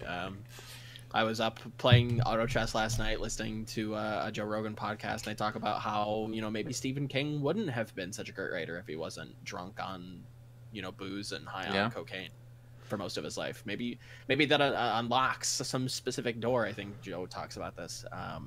Maybe that gets you to the dark place where you can go to these topics and be in that frame of mindset. Maybe that's what made him such a good writer.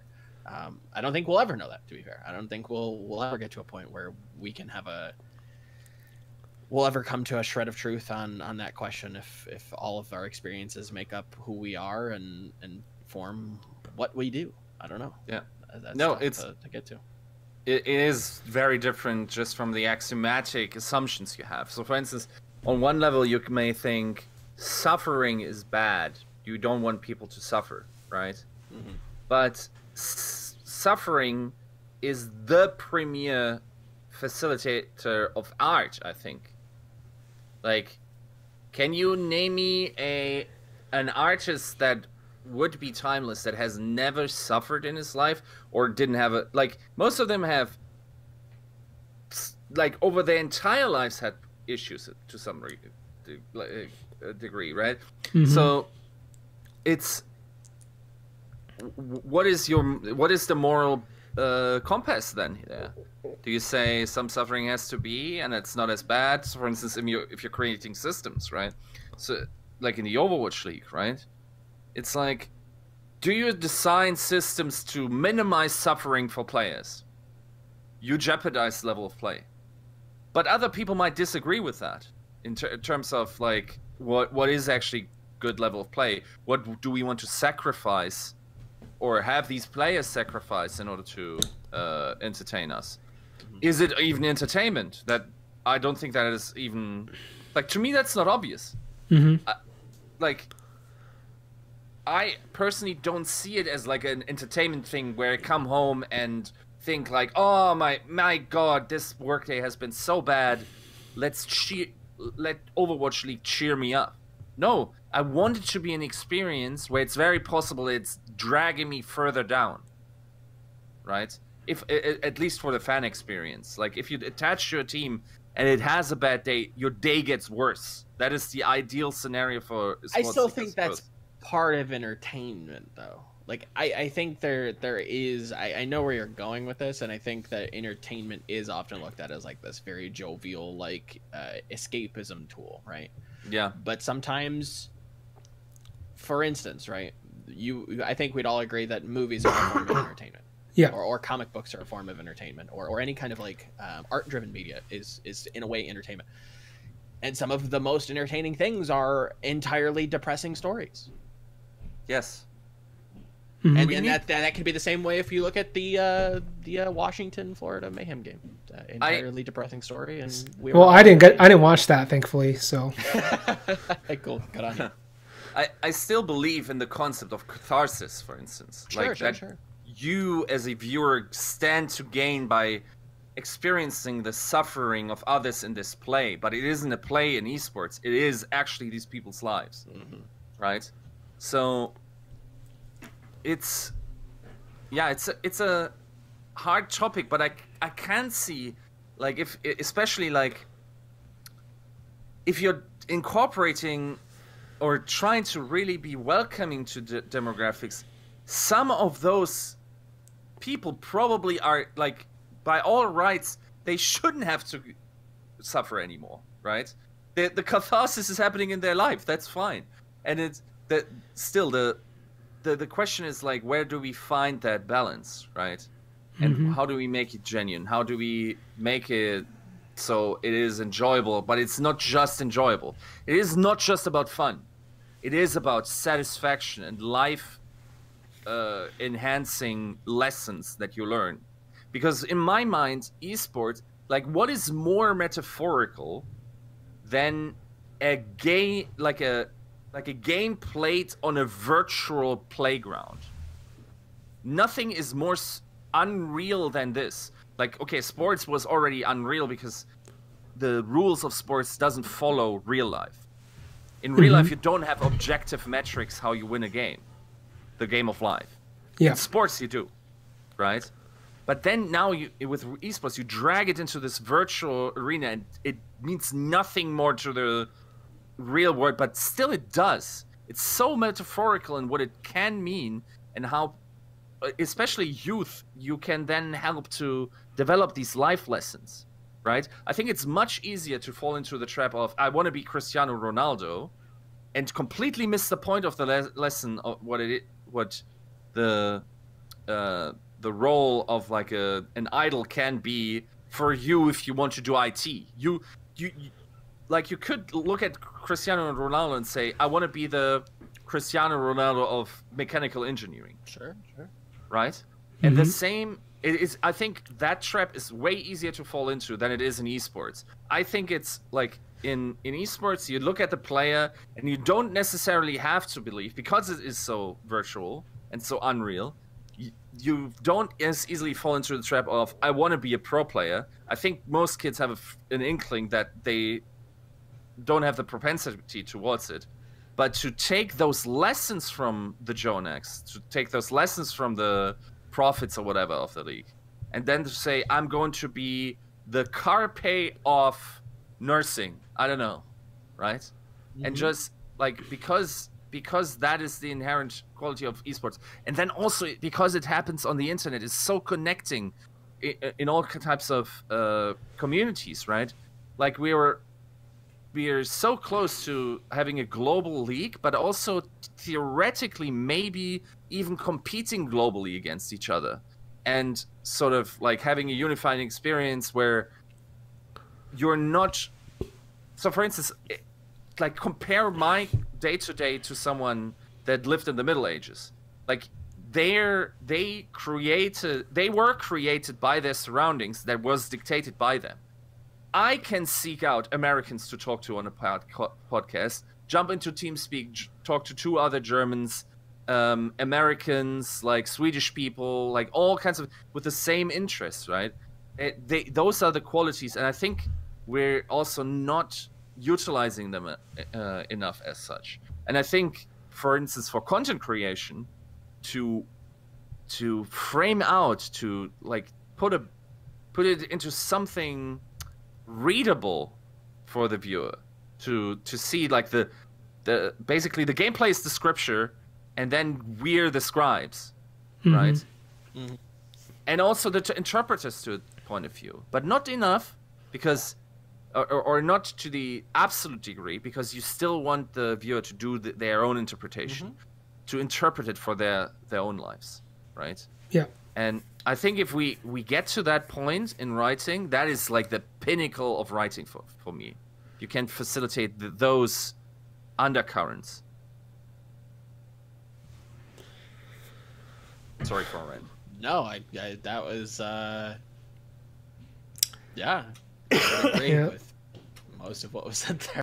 Yeah, basically, I guess we're gonna talk about some philosophy at this point, because if we're talking about what the point, well, I won't say the point, but the objective of, I guess, of the ultimate objective of what an esports writer should be, I guess. I don't necessarily think there is an objective point, but if there was one, it would be what Yiska is kind of trying to get at, which is you're trying to get something inherent. All right, I'll give an example, right? So I don't think I went over this when I was talking about how I do my process, right? But like when I look at games and when I look at series, I want to look at tournaments across all games. There are moments that are greater than other moments. There are like moments that I crystallize the essence of an entire identity or a player or perhaps a game, right? So the most famous one I think most people have seen is like the Evo moment with Daigo and Justin Wong, right? Like that's like the crystallization of the entire history of FGC before then and after then. Like that's like the moment for their game, for their genre, right? And even though there were tens of thousands of games before then and tens of thousands of games after them in different consoles, different sequels and prequels or whatever, that moment is the crystallization of everything they think is good about their game. And I think it's just very similar to players, where every player has like this, I call them canon moments, but like basically this moment in time where this was who you were. Even though you've played thousands of games before, thousands of games after, this very moment is going to define what we see in you for the rest of the time. Whether maybe it's like an archetype, maybe it's like a meme. Like I think of like MVP losing his all-in game 7 against Squirtle, and then getting it together and pulling another all-in and then winning. Like that's kind of his moment, right? That's how a lot of people define MVP as a player, is this dude who's like broke down, but still found a way to get back up and win, right? And these moments are life lessons in a sense, because if you think about competition, it is a metaphor, and I guess the best way you could describe it is it's like philosophy for those who don't read philosophy. This guy. Right? And so you're going to... It's true. It's true.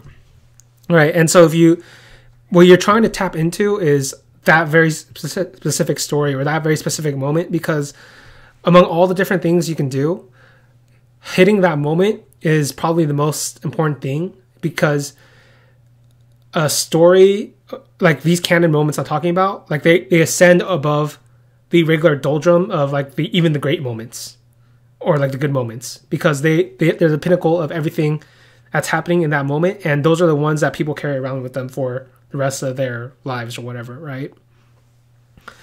So that's kind of like if I had to like point out an objective to like esports writing, it would be capturing that moment and letting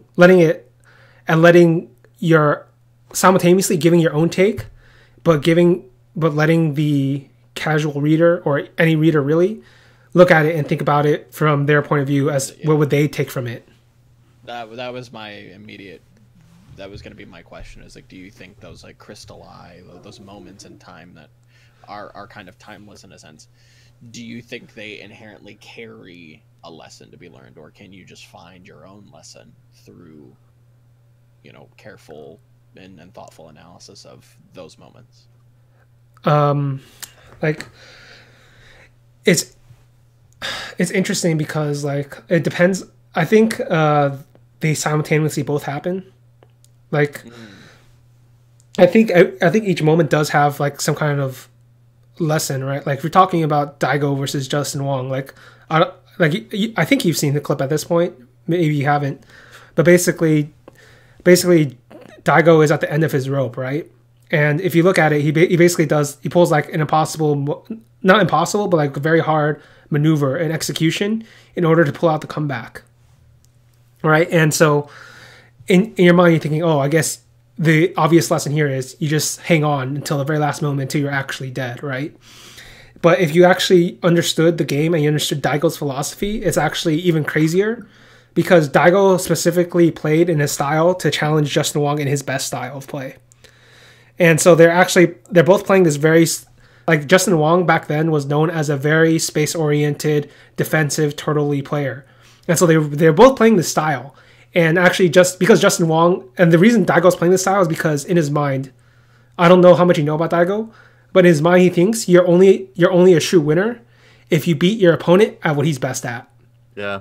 Right? That's his special power. I don't know if it's special power, but it's like his freak mentality. He's like, it doesn't count if I beat them at their weakness. I have to beat them at their strength. It's also why he gets upset all the time. He's like, yeah, I'm gonna play John Choi, even though John Choi hasn't played 10 years. I'm gonna play his best style against him, and then he loses because like John Choi's, even if he hasn't played like 10 years, he still knows how to play his fucking bread and butter style. That's also why he always loses the Filipino champ and a bunch of these players. It's like, because in his mind he's thinking, I don't give a fuck if that's their best style. If I want to be the best, I have to beat them at their best, right? And so if you actually look into it, there's actually a deeper meaning behind what Daigo was actually doing in that moment, right? And then That's why I think like it's up to the viewer of those moments to kind of take away. There are a number of lessons that each of those moments give us, but it's which ones do we see, which ones can we see, and which resonate with us at our current moment in our lives. Some of them just don't, right? Some of them are just like, that, you know, doesn't apply to me, but some of them are almost like some sort of horoscope that are just so general that they just apply to the essence of like the human condition, where it's like, you know, you never really want to give up, because they're you know, you've trained up until this point to be able to counter those specific things, and you know, that's been what we've practiced. So if we practice hard enough, then the last 10 seconds of a game are gonna matter. You know, yeah, I don't know. I don't know that we'll that's philosophy for me. I don't know that we'll ever come to those conclusions. I agree with what you're saying, that like they happen and they don't happen at the same time. But yeah, I don't know. It's weird. It's fun. Yeah. I think one aspect that we are also, I'm not sure, like maybe you can find aspects of that in esports and maybe you guys can spot them, but I think, for instance, a lot of professional sports are like almost like an expression of spirituality. So you like just think of what it entails to be a sports fan. So a hardcore sports fan. So you travel to a place every Saturday and Sunday, and you meet up and you sing songs. And you look at the same stuff that's happening in front of your eyes, and you share the emotion in that, right? And you're witnessing something that you believe to be, at least for the moment, greater than yourself. And I think that has not really been drawn out of esports too much, because it's not really ritualistic, I suppose. And it's also one of the things that I dislike about the ever-changing schedule of Overwatch. Is that, for instance, like tonight it's at 2 a.m., but last week it was like starting earlier, or like we don't have Thursdays or whatever. They haven't quite figured that out, and you need to, like, it's not like your team plays every Friday at this time, right? Even though, to be fair, in sports there's also three days it could be. No, right? but like in sports, at least in American sports, you know, we have Monday Night Football. We all know that Monday nights, if you're a football fan, that's the time for togetherness. And I think that's kind of the essence of what you're getting at, is when we are together celebrating this thing that we put up on a pedestal, it is near kind of spiritual in a sense. That is very, very analogous to, you know, most religions, I'd say. Yeah. I think there we could be summoning up that feeling of that more, right? Like rituals is one thing, but in general also the spiritual aspect. I think, but it is hard, because some of it is like, even though I'm inherently someone that opposes that aspect, I think it has a lot to do with physical presence and sort of seeing the actors and be like, maybe not even the actors. I'm not sure if that's the biggest part, but being with a lot of people and their attention all stripped to one thing. Yeah, there is a difference of seeing a live event versus just sitting in your home. Like, they both can be very positive experiences, but they're different, right? You're not completely comfortable in an open setting. You're with people, so you're kind of, you know, in a way putting up a front. Some people don't, you know, some people do. You know, this is me. I you know, in public there is a little bit of a front there. I'm not my truest self. You know, I have to, you know, there are things that I have to kind of keep, you know, disguised, or there is a facade there, right? I think most people have that. So it's just different. And like I said, they both can be positive, but yeah, you're missing a lot of that ambiance, like you said. There is a feeling of, I'm trying to go back to like the finals and explain why it was so enjoyable, because the games were so shit. and like DJ Overwatch college League's was fun? terrible. Oh. Yeah, I shouldn't. Looking back, it shouldn't have been as fun as it was. Maybe it was the people, maybe it was the arena, the ambiance, the idea of togetherness, and we're all here watching this one. Hey man, Khalid had a life lesson for everybody that day. What's that? Know where you are. No, like even if you're bad at what you do, you'll still get paid. Yeah. You can. Fair enough. I'll try to take that to the bank. Yeah, try to do that.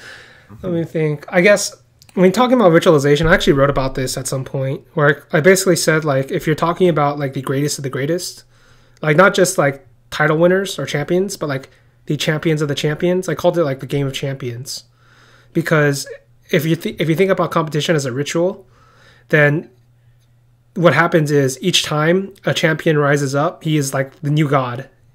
The new champion is the god. And the only person who can beat the god is God himself. It's kind of like that fucking weird paradox where it's like, can God lift a boulder? Can God create a boulder so heavy even he can't lift it? Well, in competition, the question is, can a champion lift a boulder so heavy even the champion can't lift it, right? And it's not necessarily about a specific champion. It's about the set of champions across time. Like, can a champion do something so great that no longer can anybody else ever eclipse their greatness, right? And so you see that in like CS:GO, like NIP created a boulder so heavy that it took Fnatic like 3 years to lift it up. Yeah. And then Fnatic in turn created a boulder so heavy it took 5-6 years until we got Astralis, right? And so that's kind of, if you're talking about ritualization, I think that's kind of where you have to go to, is because what you're seeing is when you're seeing something greater than yourself, basically like in competition, whether that's like sports or esports or whatever, what you're actually seeing isn't just like a bunch of people playing the game. What you're seeing is like the maximum human potential of At this one point, right? And so that's kind of like that's kind of where I stand on it. It's also why like I think it's actually very smart of ESL to dub Cologne as the cathedral of Counter-Strike. Right? Because they at some point they kind of figured out that was the ritualization of Counter-Strike, right? Yeah. Regardless of whether it was a major or not, because it had that point built up so much history and so many great moments and so many great teams that it literally, like, when they called themselves the cathedral of Counter-Strike, nobody could say shit, like, because they knew it was like true. It was like true to a certain extent, right? And like, if you're talking about Overwatch, I think that's kind of the problem with Overwatch. Is first off, I don't necessarily know like you literally have all the best in here because of the whole GM thing of Runaway last year, of the way the GOATs played out in Contenders and the way it's playing out now. Like I can't personally say 100% these are the best of the best of the best, right? The other problem is I think round robin inherently is a bad ritualization of the tournament, like, because you're not eliminating people. Yeah. Basically, that's kind of like the problem. It's why like I prefer the Apex style tournaments in general, because people are getting eliminated, right? And so basically you're scrounging out the who are the best among those. Whereas like you don't get like a 040 Shanghai Dragons or Washington Justice or Florida Mayhem, like even if it was like an elongated tournament, like at some point they'd have to get eliminated. But even now, like, you'll still see them. Like that's another problem. Like the third problem is like Blizzard hasn't really learned anything from Korean esports. And I think, like, if I look at like CS:GO, I'll go ahead and say I think Carmack or whoever the fuck decided to do the Grand Slam figured out like that was what they needed, because that's like a visualization of their own league, of their own tournament, because it's very, very similar to basically the Golden Mouse or the Golden Pin. And if you guys don't know what that is, it's basically in Brood War there were two main individual tournaments. You either won the OSL or you won the MSL. And if you won 3 OSLs, you got a Golden Mouse. If you won 3 MSLs, you got a Golden Pin. And what made this so electric was like it was really fucking hard just to win one of those fuckers. But if you won just one Golden Mouse, you were a legend forever. If you won both, you're like the greatest of the greatest, right? And so that's always been like my inherent problem with Overwatch is they don't necessarily like go through with the ritualization of greatness as they should have. Like I wrote an article basically saying like they should have learned a lesson from Ice Frog, because what Ice Frog did when Burning became the greatest of all time is he literally renamed Anti-Mage Burning. Like, if you click on that fucking avatar, it's named Burning. And Wow. and I straight up said, like, if Blizzard like really want, like, Blizzard should have renamed Zenyatta Jonak. Straight up, like, because he is the Jonak. Like, regardless of what happens from here on forward, what happened after, he is the Jonak. He redefined that role. He is in my mind like how people have to play Jonak at this point, right? Like, they don't necessarily go they don't go all that deep into it, and because they don't go all that deep into it, the stakes aren't as great as they could be, as perhaps they should be. Yes, Blizzard is very hesitant in order to let community-created culture into their product. So, and even player-created, really. Like, so think of how much of a struggle it was to actually get goats implemented as a term in Overwatch, right? Yeah. Like, on a CS broadcast, you might just call someone like call these different positions that have player names, right? Yeah. So, like, everyone knows in CS where specific positions are, and they're very often named after players that played this position like exceptionally well 10 years ago or something, right? Yeah. MBK, So, Get Right, stuff like that. exactly. And like, that is also, by the way, one cool aspect. And the regional scenes also have then their specific spins on it. I remember there was a player called Nuki in German CS, and it was early in CS:GO. He was still playing, Yeah. and he has a mirage spot where, like, it's in middle right side of the entrance, the connector, Yep. like that little edge. It's called Nuki in German communities, right?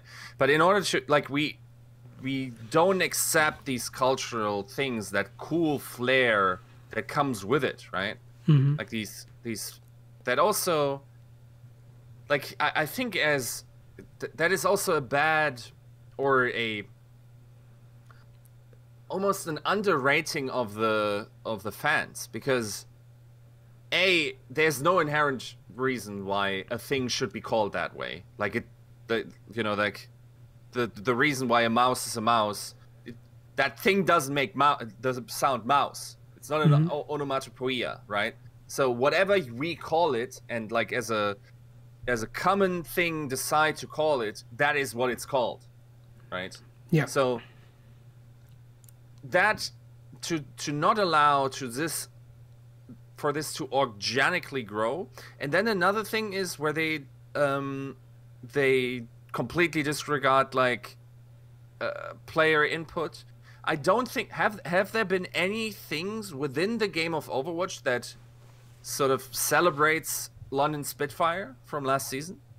Because, for instance, in CS, they do an awesome job, like, with these cool little things, right? Oh, wait, actually, let's not underrate Overwatch here. It happened for Internet Hulk. That's the... Sure. Yeah, it did happen for Internet Hulk. Right? That's a cool thing, right? But why not implement more of these, kind of cool cultural identity things, where it's like, we lived through that, we know what that means, right? It adds flair, right? Yeah. And then, like, in League, you have the world skins, right? Yeah. That is very cool as well. Dota 2, your name is literally on that fucking Aegis. Yeah. So, where's that in Overwatch? Why are we... It feels like either nobody cares, or is not aware that they should care in Blizzard, or that is an active thing to big up brands higher than the players are. And I don't think that works in esports. I don't think it works in traditional sports. I think you look at Anymore, yeah. And baseball versus the NBA, and it's very much individual driven, and the individual narrative and the individual stories, and trumps the brand, and that's why I think that's why it's so popular. I think there's an overarching answer to a lot of those questions, and it's because they're trying so hard to be outreach focused. They're trying to reach the people who aren't into gaming. They're trying so hard to reach the people that aren't into esports, and they're doing that, and that there is some grain of usefulness and then that is needed, but in that sense we can't have those things. We can't have the jargon. It's difficult to implement that because those people don't know what they're seeing, and in a game that it is so hard to even parse what the experienced viewer sees, we have to think of the new individual coming in that's probably maybe has played this game once or twice, and the competitive gaming, what's that? Like, people play games for money? That's still a question that we get, that we have to answer. Yeah, like you mentioned, like maybe it's not on the priority list yet. They're still trying to be outreach focused. They're trying to bring people in so that the system can work somehow, and it's I don't know. It's probably not going to happen for a while. I would guess it'll happen sooner or later, but I don't think it'll happen for a while. Yeah, like here's my problem, I guess, with that train of thought. Like Blizzard, the Blizzard train of thought is, I don't think it actually detracts from new people coming in. Like I don't like if you're talking about gameplay, sure, whatever. Like yeah, but like it's not like I asked both of you at this one point if there's actual consensus callouts on any map. There aren't. Right? No. Like I asked a bunch of people, like there aren't. Like I just have to use like random ones in my head, like, oh, this is D1, D2, this is D3, whatever, right? Sure. Yeah. Basically I'm using like the grid lockout that Blade used in CS:GO. And so the problem with that is like it's actually more memorable if you have a call out anyway, right? And there's actually like legitimate stories in them, so it's kind of like, all right, so when you think about the way, this is a side tangent, but you think about the way Martin writes like Game of Thrones, right? Like basically if he wants to introduce a storyline or a character in the future, he'll first start with like a tease, right? He'll be like, somebody will mention this guy, and then next it'll be like somebody close to the guy, and then next it'll be the actual guy's POV or whatever, right? Mm-hmm. And that's kind of how I think it should work it should work for introducing a new fan to like new concepts of history. Jargon where it's like, well, goats. Well, what is goats? And then they can do their own research and try to understand it. It would be interesting to see, to kind of Gallup poll the audience and to like how much jargon would you be able to take before you have to change the channel, before you mentally kind of check out, and it's like I don't know what you're talking about. Like it's not necessarily the jargon I'm talking about, but it can be like I'm talking about more like the historical stuff. Like for instance, there are two very funny callouts that I use now. Like one of them is I don't know if you ever saw it, but basically Liquid pulled a throw back in like MLG Columbus against LG, right, where like they had like 15 match points and they threw them all, right? And basically, when basically like a year later or 2 years later, Fallen came out in interviews like, oh yeah, we call that a setup because like they had like a specific setup for that matchup where they won. We call it the Liquid setup. And then it's basically like, oh, so sounds analogous to like C9ing, I guess. Yeah, no, we call it like the Liquid setup, which is like basically you have like this very, very specific CT setup. So every time somebody calls out the Liquid setup, then somebody else will be like, oh, what's that? And then you learn a little bit about the history, and it kind of like unfolds that way. Or like if you're talking about Overwatch in Pacific, I'd say something like, well, among all the different plays in the Overwatch finals and the Overwatch playoffs, there's only one I think that probably deserved recognition, and it was like Prophet's Tracer Bomb, right? Yeah. Like if you put like a graffiti on Volskaya .2 or somewhere, all of a sudden you're gonna have like a little bit of history there, or like a little impact marker, Yeah, and then all of a sudden you're building like a history and a culture to your game. That's kind of how I'd like to see it go. Oh, and I don't think super tangent. Okay, go ahead. There was I had seen a video, I think, random tangent. I think Monty and Doa had started playing this game called The Legend of the Five Rings. It's like this card game. Yeah. But back in the day, that's exactly what they marketed their game towards. Is like they would have these competitions, they would have these tournaments, and the results of the tournaments, the interesting parts of the tournaments, would be implemented in the game itself. If that makes sense. Mm-hmm. There's a video on it. Take a look at it. It's actually really, really cool. I'd love to see that happen. in esports in general and gaming continue. Sorry. Yeah. But yeah, that's kind of where like I'm going with this is like basically if you build it up, you're not only like doing the whole ritualization thing that I like, but you're also going to set up future storylines for people to ascend above that. In a sense, like I don't know if you guys ever heard of the term, but Bonjour and Brudor and sure. StarCraft, right? This term was created specifically for one player, Savior. And the only reason it was created for Savior is because somebody noticed a pattern. Where it's like, oh, there's always this one dude who's above everybody else for a significant time period. First it was Boxer, then it was I Love Uve, Nada, and now it's Savior, right? And so that's kind of where I want to see, like, it's like a really strange concept because it's not necessarily about esports fighting. It helps me obviously, but like, Yeah. basically it builds this entire like cultural thing around it that's way more interesting. Story. Like, it's an overarching something bigger than you that you can define and give it a word, and that is, you know, I think we've been off on a crazy tangent, but these are the essences that we think about when we do write. Right? These are the ideas that go through our head. You know, what is the culture? Like, what are we trying to say here? What are we trying to paint? What is that picture? And the beauty of the theme that we're on right now is the merging of competition and story. And I think those are two of the biggest things that make ideas last. It's like, okay, if I have a book, I have a story, people are invested in that, right? That's been tested, that's held the test of time. Another way to get kind of long-lasting engagement is competition. You know, the Olympics is built on the idea that we can all come together on this one weekend or this one, you know, time in the near future, and we can just compete and we celebrate the idea of competition and you know, national pride or whatever. But in esports, I think there's been nobody's really captured the two of them together. We've always been focused on competition, but nobody's really gotten. well, I think the Koreans got it, but yeah, I think they've been the closest, I would say. yeah, because they actually have like a straight up like they had a straight up like comic writer as one of the casters or something. Okay, fair enough. That makes sense. Yeah, but That like does make a lot of sense. yeah, so like he was the guy who's like doing he's the guy who's like, yeah, they fucking came down from Mount Olympus. Yeah, or whatever. Like it's like ridiculous apparently, like some of the translations I've read, but it makes sense. I was from a fucking comic writer. Definitely. But yeah, getting those two ideas to tie together, I think, is what would make any esport transcend and become the biggest. That's the kind of idea that I think is so sexy about like Smash Melee.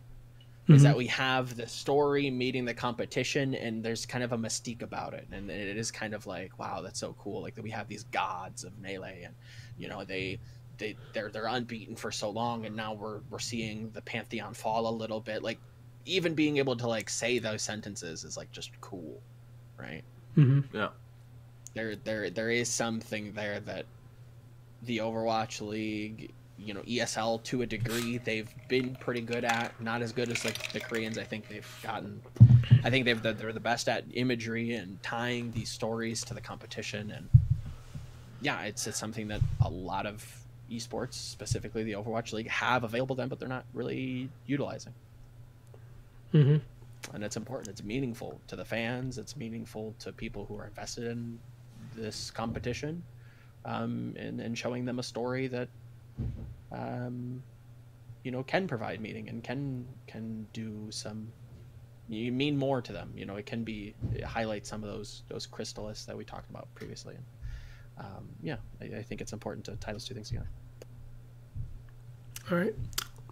Well, I think this has been going on for like 2 hours now. You guys have any other last topics you want to go over, or should we just end it? Don't think. I can't think of anything. All right. I think it's good enough. That's a good idea. See you guys later.